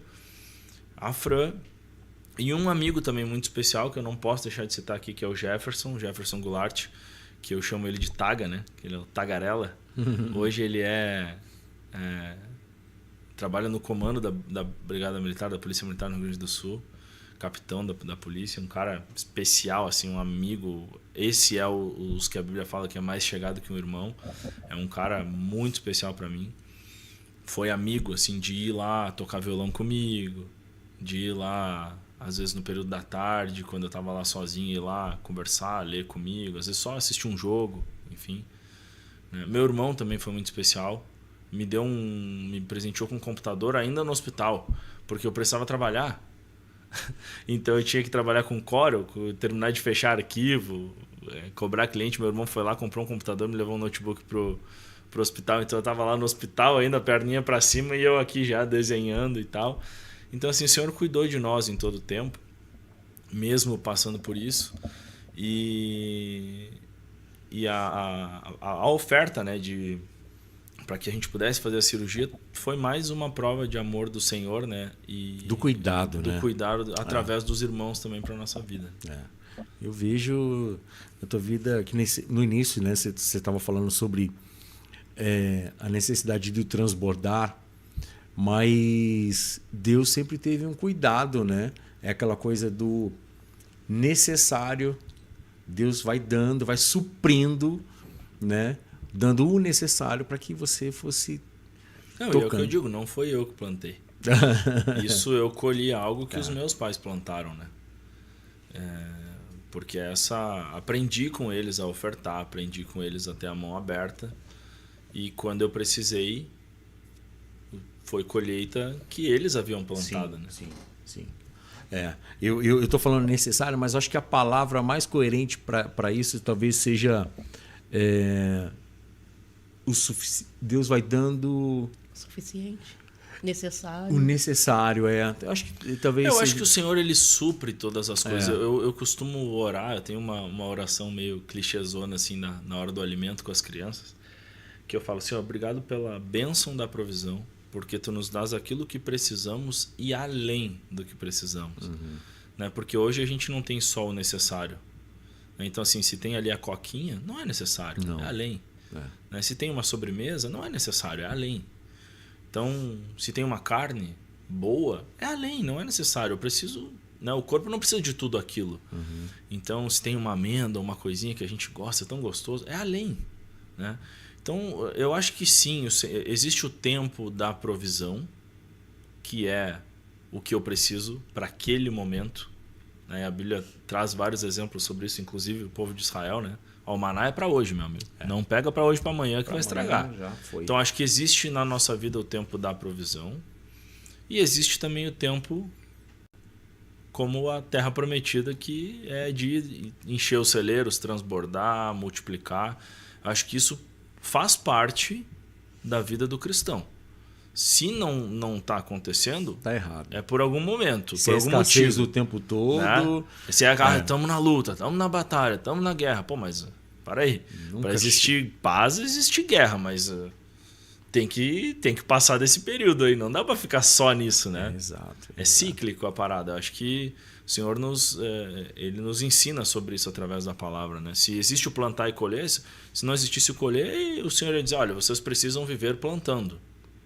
Não, claro que sim. Eu vou começar depois a colher com a mão direita e a mão esquerda está plantando igual. Mas existe um ciclo nisso. Né? Sim. é muito equilibrado, né? Viver com Deus é muito bom. Há um equilíbrio sensacional. Maravilhoso. Deixa eu dar uma passada aqui no chat para ver quem está com a gente aqui no chat, acompanhando a gente. Já está aqui a Fran, que é nada mais, nada menos do que a amada do Caleb, que está por aqui. Também a mamãe Cirlei, que está lá no Rio Grande, também ouvindo, esperando. Ela botou logo no começo, esperando pelo meu filho maravilhoso, The Best. Falei que é fã número 1. Também a irmã Vera Oliveira. Irmã Verinha, beijo para você. Obrigado por estar conectada com a gente. Já cheguei, o relógio despertou. Tá vendo? A gente sempre pede para colocar aqui o despertador, né? A irmã Rô. Beijo, Rô, pra você. O Ru, tamo junto. Irmão Alexandre Azevedo, falando sobre o culto de segunda-feira, foi só glória. Aliás, no culto de domingo, dizendo foi só glória. Olha só que a irmã Verinha tá falando. Ô menino lindo. Vai ser muita bênção, foi muita bênção o culto de domingo, ó. Eu lembrei, sabe de quem? Do Tiririca. Ô, menino lindo! Deixa eu ver quem mais passou aqui. Também o Jean, grande Jeanzão. Um abraço para você, que tá lá no Arizona. Já congregou com a gente aqui em Las Vegas. Já foi para Flórida. Passou um tempo lá na Flórida. Agora tá no Arizona. E tá dizendo que vai vir para cá pro Thanksgiving. Vamos ver como é que vai ser isso aí, né? Também... deixa eu ver quem mais. O Michael também, que já saiu para trabalhar e tá aqui chamando a mãe aqui. Uai, responde. Pronto, já respondeu. Vegas Insana by Big Dan. Grande Big Dan. Caleb, deixa eu ver. Duvido você envelopar o meu carro. Easy. É fácil? Já já a gente vai falar sobre isso, porque o Caleb, como eu falei, o Caleb é multifunções, né? O Caleb, ele tá atuando sempre em várias áreas, várias frentes aí. Gente, eu tô aqui meio quietinha, mas tô prestando atenção, hein? A pastora tá meio gripadinha, então tô só aqui na companhia hoje. Vamos lá, gente, aqui. O pastor parou aonde? Eu não lembro aqui. Mas o Marcelo... Aqui, ó, eu parei aqui justamente no Big Dan. No Big Dan? Isso, Pronto. Então, o Marcelo... Tem bastante gente comentando aí, tô vendo aí. Pastor, esqueceu de falar que o Caleb é o melhor churrasqueiro do mundo. Aí, entre parênteses, segundo a Fran. Esse povo já tá armando um churrasco aí, Caleb, pra você tá na frente aí, ó.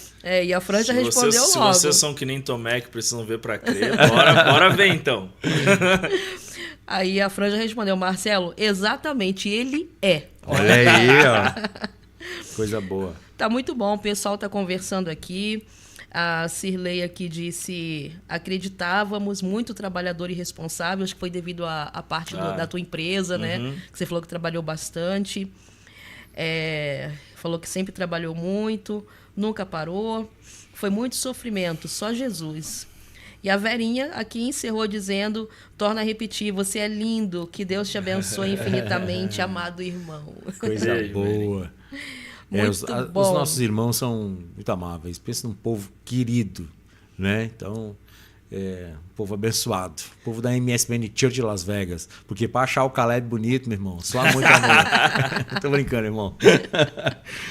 Irmão, a gente vê o tempo todo a mão de Deus na tua vida. O cuidado, os princípios, né, que foram absorvidos de dentro de casa, né, o pai, a mãe.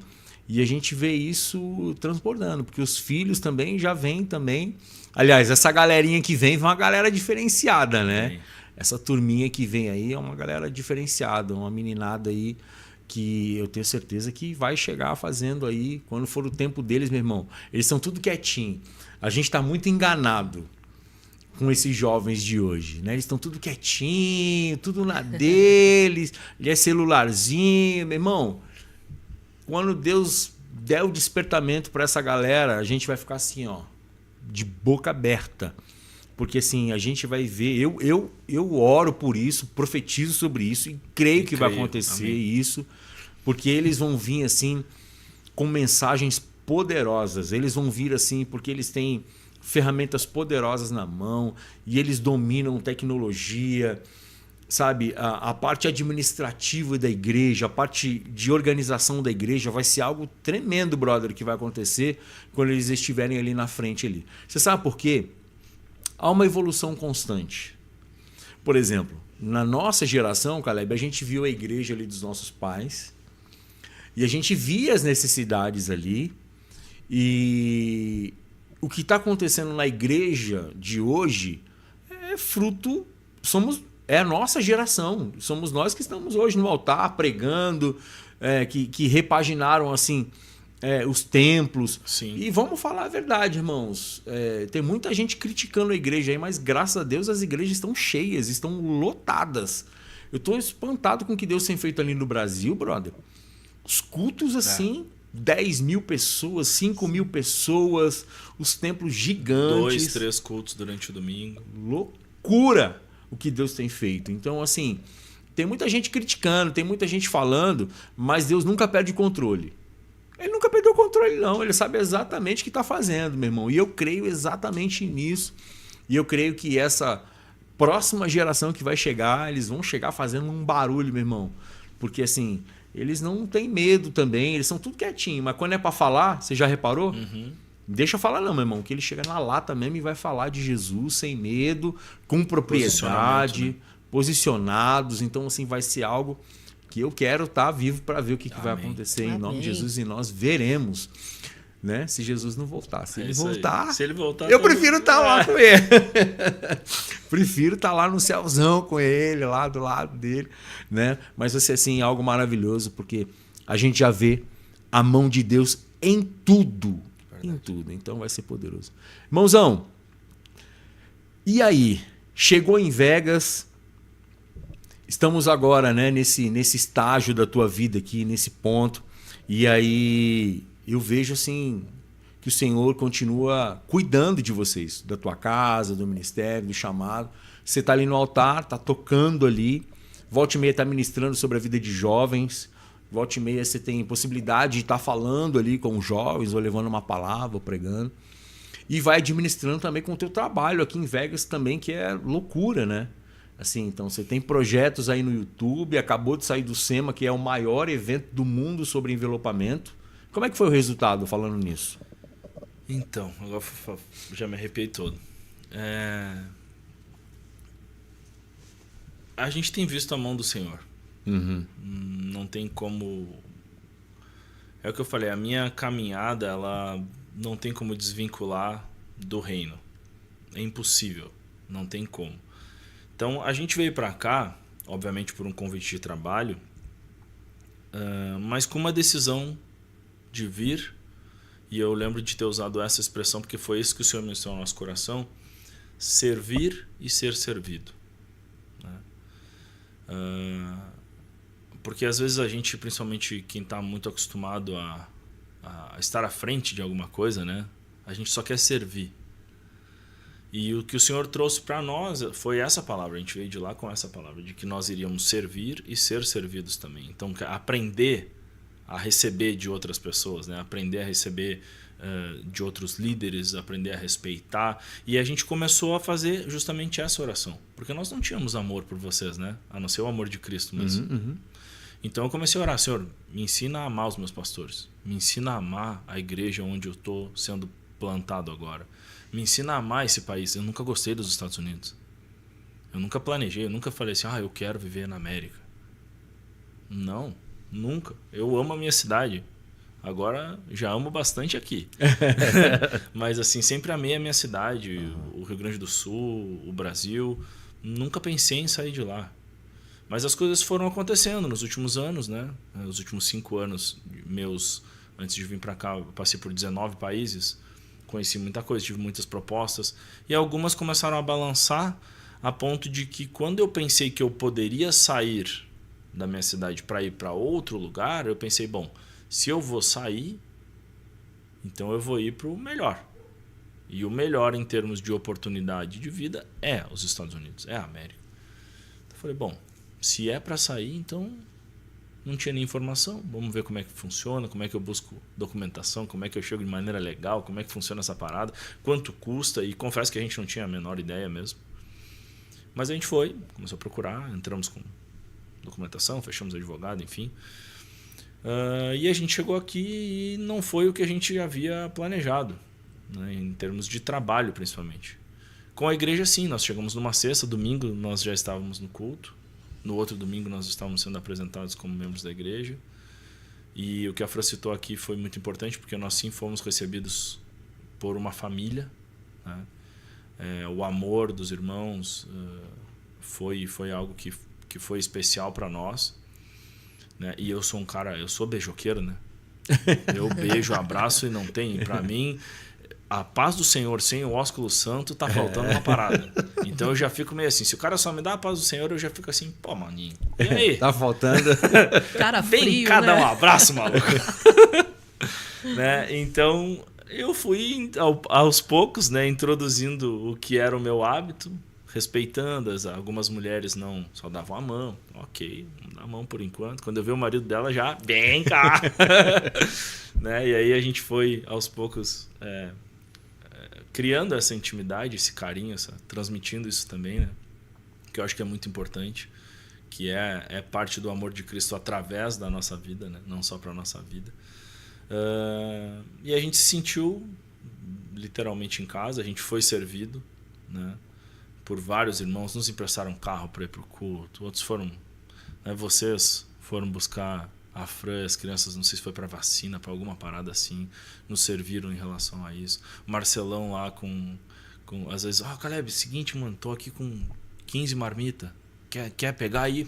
Vem, meu amigo, vem em mim, né? Então a gente sempre sendo lembrado, amado e tal.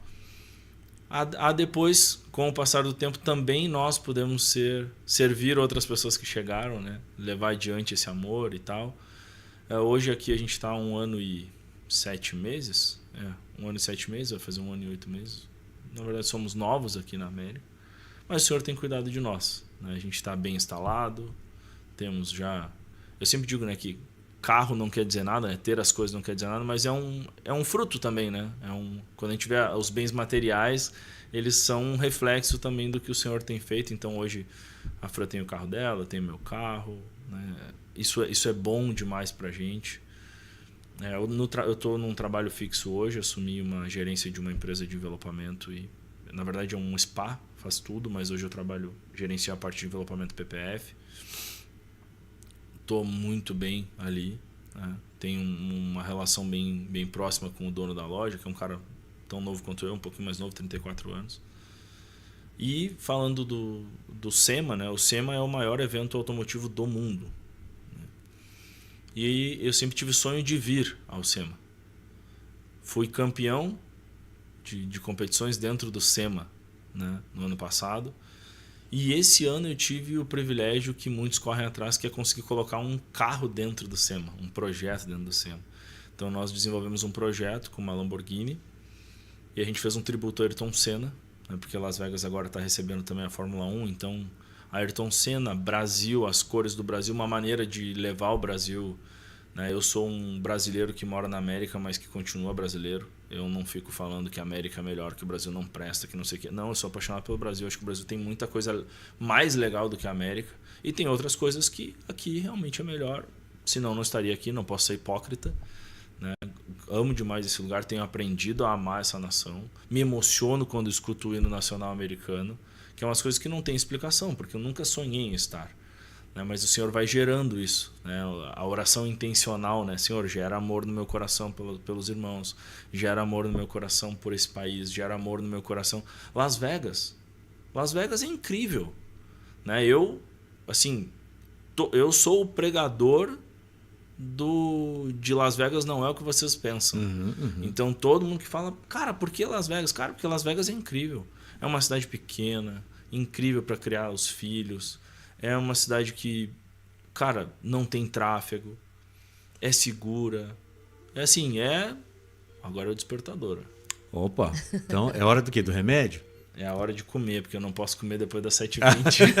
Essa é outra parada.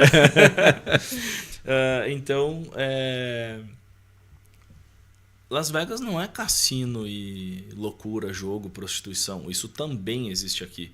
Mas eu confesso para vocês que eu já viajei para muito lugar. E São Paulo tem muito mais do que Las Vegas, né?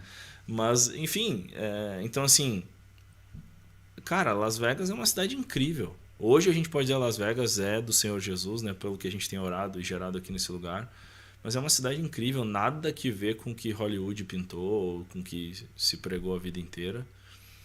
Por ser uma terra sem lei, cidade do pecado e não sei o que, enfim. Não é. Não é. Só a gente quem vê, vive, às vezes, né? no Brasil, se for falar dessa cidade do pecado, a gente vê cidades no Brasil que são muito piores do que aqui em Las Vegas. Por exemplo, Rio de Janeiro, a galera não usa capacete para andar de moto. Ah, sim. Os caras andam com 5 numa moto. Não usam cinto de segurança. Não usa cinto de segurança. Não. Isso é cidade sem lei, por exemplo. Muito mais do que aqui, se tu for comparar em relação a isso. Né? Então, assim, aqui, por exemplo, claro que existe prostituição, mas é ilegal. Então não é tão aberto quanto no Brasil, que a gente via 4, 5 mulheres numa esquina e coisa e tal. Aqui eu nunca vi. Aqui, só se tu for para os lugares aonde tem. Mas assim, na rua, passando nos lugares. Não, tu tem que ir para lá, para aquela parte old lá de Las Vegas e tal, para encontrar. Entrar dentro de um estabelecimento, pagar. Né? Exato. Diferente do que ela está querendo dizer que no Brasil a gente vê na rua, né? Sim, Você passa em vários lugares de São Paulo, né? Em Rio de Janeiro. E a prostituição está na rua mesmo, Exato. elas ali oferecendo o serviço. A própria droga também, né? Apesar de aqui, por exemplo, o maconha e tudo ser legalizado, tem que entrar num lugar, não é uma biqueira, é diferente, a parada é diferente, né? Então, assim, o álcool, não é permitido o consumo de álcool na rua. Então, quer dizer, tudo é... No Brasil, num boteco de bairro, tu compra álcool com menos de 18 anos. Aqui o cara tem a câmerazinha ali em cima que se ele não pediu o ID, o estabelecimento dele fecha. Exatamente. Tem estabelecimentos que não tem nem a licença para álcool. Então, assim, é totalmente diferente, né? O gerenciamento disso. Não estou dizendo que não tem como comprar ilegalmente. Óbvio que se tu for procurar, mas o acesso ele é mais restrito. É uma coisa muito mais... Tu precisa querer. Não cai assim de maduro, né? Então, assim, é muito... Eu realmente me apaixonei por Las Vegas, assim, é um lugar incrível. Eu, como venho de uma cidade de interior, para mim o tráfego é um problema muito grande e aqui não tem tanto que quando a gente fica 10, 15 minutos a mais no trânsito, já fica, tô cansado. E é nada, né? Para quem vem de São Paulo... 30, 40 minutos a gente atravessa a cidade de um ponto para o outro. Eu estava até assim, falando com uma irmã ontem, né? Que ela falou para mim assim, pastor, eu quase não venho na igreja porque eu moro muito longe. Aí eu falei, mas você mora muito longe aonde? Então, dá uns 40 minutos. Eu falei, nossa, no Brasil 40 minutos. É no perto trânsito, demais. Eu levava mais de 1 hora para conseguir chegar no meu trabalho. Exato. Né? Era mais de 1 hora, 1h30, por aí, mais ou menos. Falei, a gente vai ficando mal acostumado, né? Aqui é tão organizado, é tudo tão perto que acaba se tornando longe porque você fica naquele costume, né? Nós saímos da nossa cidade, a nossa igreja morava em Santos, nós congregávamos numa igreja em São Vicente. São Vicente. Então a gente tinha ali, se fosse de ônibus, era 1 horinha. E era de busão mesmo. Era de busão, com criança, criança, carrinho. Bolsa e coisa aqui. Desse jeito, né? E a gente tava lá chovendo pra caramba. Chovendo, né? Eu lembro que a gente usava aquele, não sei o nome daquilo, tipo um bebê conforto, que você bota o neném aqui, né? Revezava com ela, revezava comigo também. E a gente... Quem nunca bateu a cabeça da criança num ferro no ônibus não sabe o que é viver perigosamente.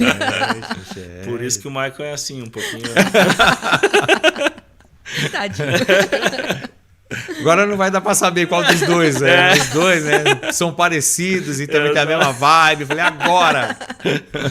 Já sabe o que aconteceu, foi o busão. Gente, que papo bom, que papo gostoso, tá meu irmão. Que coisa maravilhosa estar aqui com um cara é bom. Homem de Deus, família de Deus, assim, trabalhador, tenente, sabe, um camarada de Deus e com vários testemunhos, assim, que os jovens têm que assistir esse podcast, porque tem mesmo que se guardar, né? Ficou aquela coisa assim de, é vergonhoso dizer resolvi esperar. Tem que esperar mesmo, tem que se guardar, porque o Senhor requer santidade, sim, do seu povo, né? E Ele, com essa atitude dele, inspira muitas pessoas, muitos jovens, e que a gente possa replicar essa mensagem para as pessoas que estão nos ouvindo e vendo aí em qualquer parte do mundo, né? Então que você possa compartilhar ou também pegar o cortezinho ali e manda aí pro seu jovem, pro seu adolescente, que você está vendo aqui. É uma família muito bem estruturada, uma família que o Senhor tem abençoado grandemente, que começou lá no Brasil, lá na Pontinha, lá no Rio Grande, e o Senhor trouxe ele aqui para Las Vegas, para os Estados Unidos, e tem andado em mesas grandiosas, né? Deus tem dado assim coisas grandiosas na vida deles, assim. A gente conhece o Caleb, a família dele, sabe assim que Deus tem feito coisas maravilhosas. Que ele tá falando assim, não, que eu tenho meu carro e não sei o que lá, não. Ele anda de Tesla, que a bênção é poderosa na casa deles, sobre a vida deles, assim. Então Deus tem feito grandes coisas, né, irmão? Verdade. Porque você tá 1 ano e 7 meses na América. É nada, né? É nada, né? É pouco tempo. Sim. Então o Senhor assim vai abrindo portas, o Senhor vai fazendo coisas maravilhosas em todas as áreas, não só na financeira, né? No ministerial também. Então é muito lindo o que Deus tem feito aqui nessa cidade. Então nós queremos pedir para você, em nome de Jesus, continue orando por essa igreja, continue orando pelas nossas vidas, e eu tenho certeza que Deus também vai derramar sobre a sua casa. Amém. Meu irmão, até em relação a isso, só para encerrar oficialmente o testemunho, né? Eu lembro que quando a gente veio para cá, um pouco antes de vir, a gente chegou aqui em março, e em janeiro, dia 1º de janeiro, nós fizemos a virada do ano e eu estava já naquele ritmo de despedida, né? Nós já tínhamos comprado as passagens, sabíamos que viríamos. E estava aguardando ainda a resposta dos documentos. E eu lembro que eu estava um final de semana deitado num sofá que eu tinha na minha loja, que era todo grafitado, assim, era o meu recanto ali. Eu estava no sofá, olhando para a loja e, né, chorando um pouco, pensando aquela coisa, vem muita... E a Esther chegou e falou, se deitou comigo, deitou no meu ombro, e a gente começou a conversar ali e tal. E eu falei assim, filha, eu pensei assim, oração de uma criança... Não tem erro, né? Uhum. Aí eu falei, filha, quem sabe tu ora para que saiam nossos documentos. E aí ela falou assim, pai, mas não é pecado orar por uma coisa que a gente não quer? Pô. Aí eu fiquei assim, agora ela me pegou, né? Porque eu tava querendo, de certa maneira, me aproveitar da situação. Aí eu falei assim, mas por que tu não quer? Ela falou assim, pai, porque eu não entendo por que a gente vai sair daqui. E ela tinha 9 anos, ela tá com 11, vai fazer 12. E aí eu falei assim, tá, então vem cá. Ela deitou assim no meu peito e eu comecei a falar para ela o porquê que nós viríamos, né? E eu falei para ela assim, olha, talvez hoje tu não entenda, porque tu pensa nos primos, nos teus coleguinhas, na avó, no vô. E eu entendo esse teu sentimento. Imagina, eu tenho 34 e eu tô pensando nisso, né? Então eu entendo o que tu esteja pensando. Mas assim, a gente está vivendo um momento muito complicado no Brasil, um momento político muito complicado, a gente não sabe o que vai acontecer, e de fato, né? Até agora a gente não sabe, a gente está vendo um caminho meio complexo, bem complicado, e eu falei, eu não sei se daqui a 2 anos ou 3 a gente vai ter grana para poder sair. Hoje a gente tem.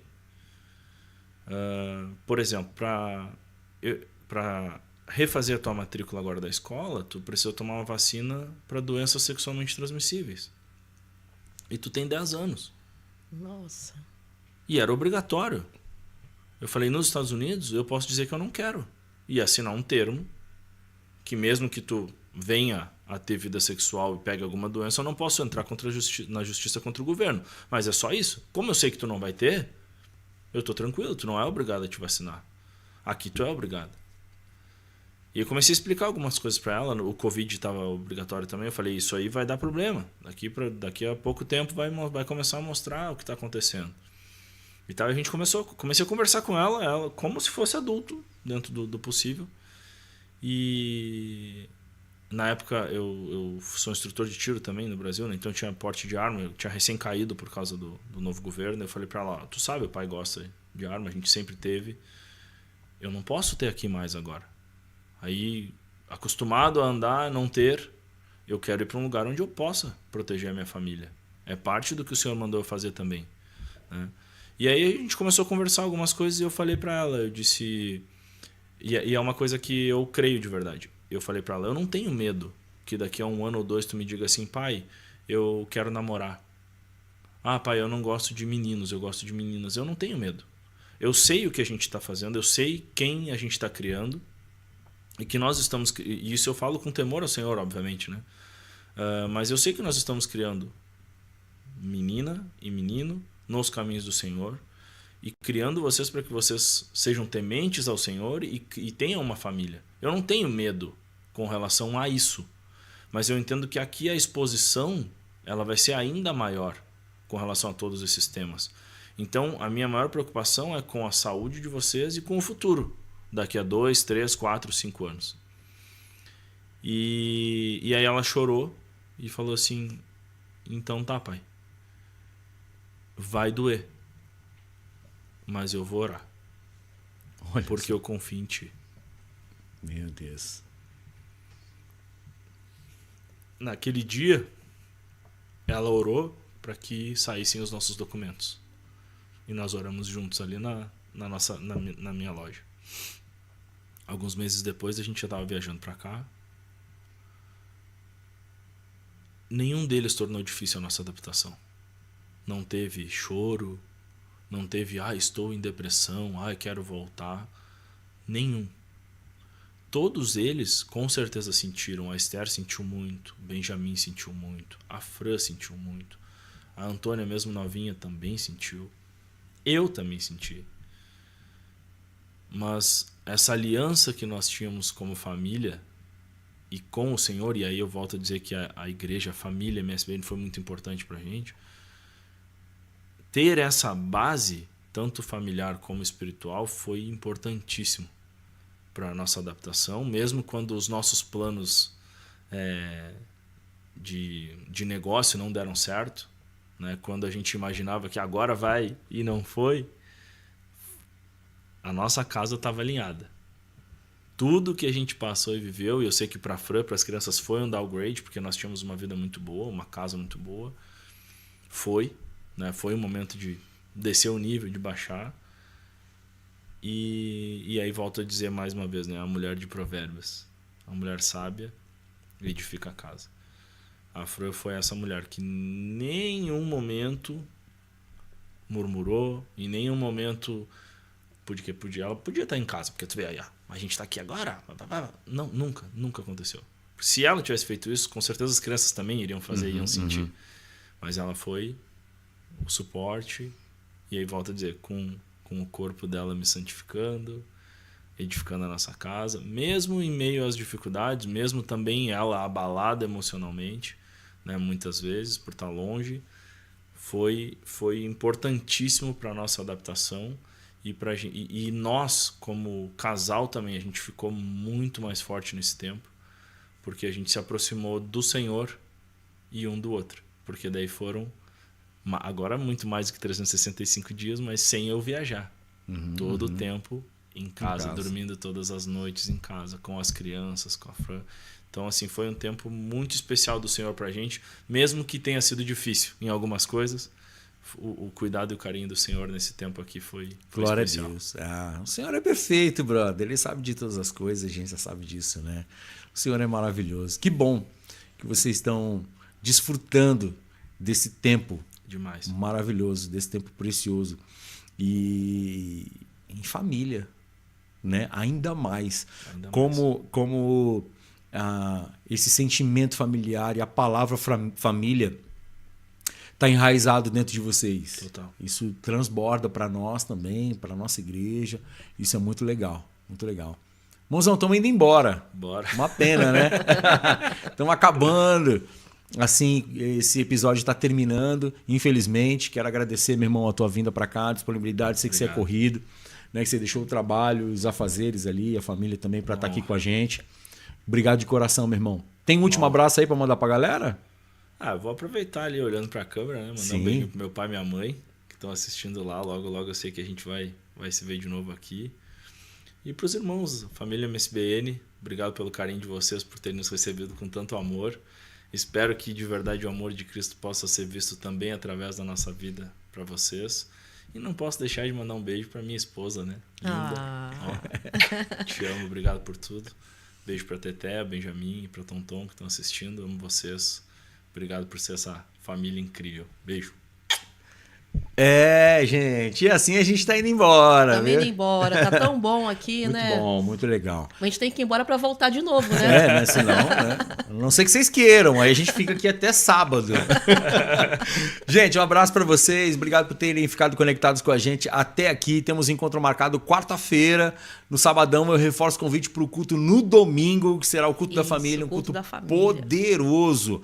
Atenção, aproveitando quem está conectado com a gente aí, deixa eu te dar um alerta. Ó, no domingo a gente vai começar o culto um pouquinho mais tarde. Tá legal? O culto vai começar por volta de 7h15. Então já quero deixar avisado aqui. A gente vai avisar também nas redes sociais. No domingo que vem, ao invés do nosso culto começar às 6h30, vai começar às 7h15. Então tá legal? A gente vai colocar lá nas redes sociais. Só tô reforçando aqui para você já ficar ligado e já espalhando essa informação. Porque eu estarei pregando numa outra igreja, então para evitar de começar o nosso culto atrasado, a gente vai ali, de eu chegar atrasado no culto, porque o grupo de louvor vai estar com a gente ali também, o Caleb vai estar com a gente, o Samuel e o Michael vai estar comigo ali na igreja. Então para evitar qualquer coisinha ali de eu chegar atrasado com o pessoal, né? isso, um contratempo, a gente vai atrasar só um pouquinho, tá legal? Irmãos, beijão para vocês, estamos indo embora, fica com Deus. Fica com Deus. Deus te abençoe. Tchau, tchau. E até sábado. Tchau.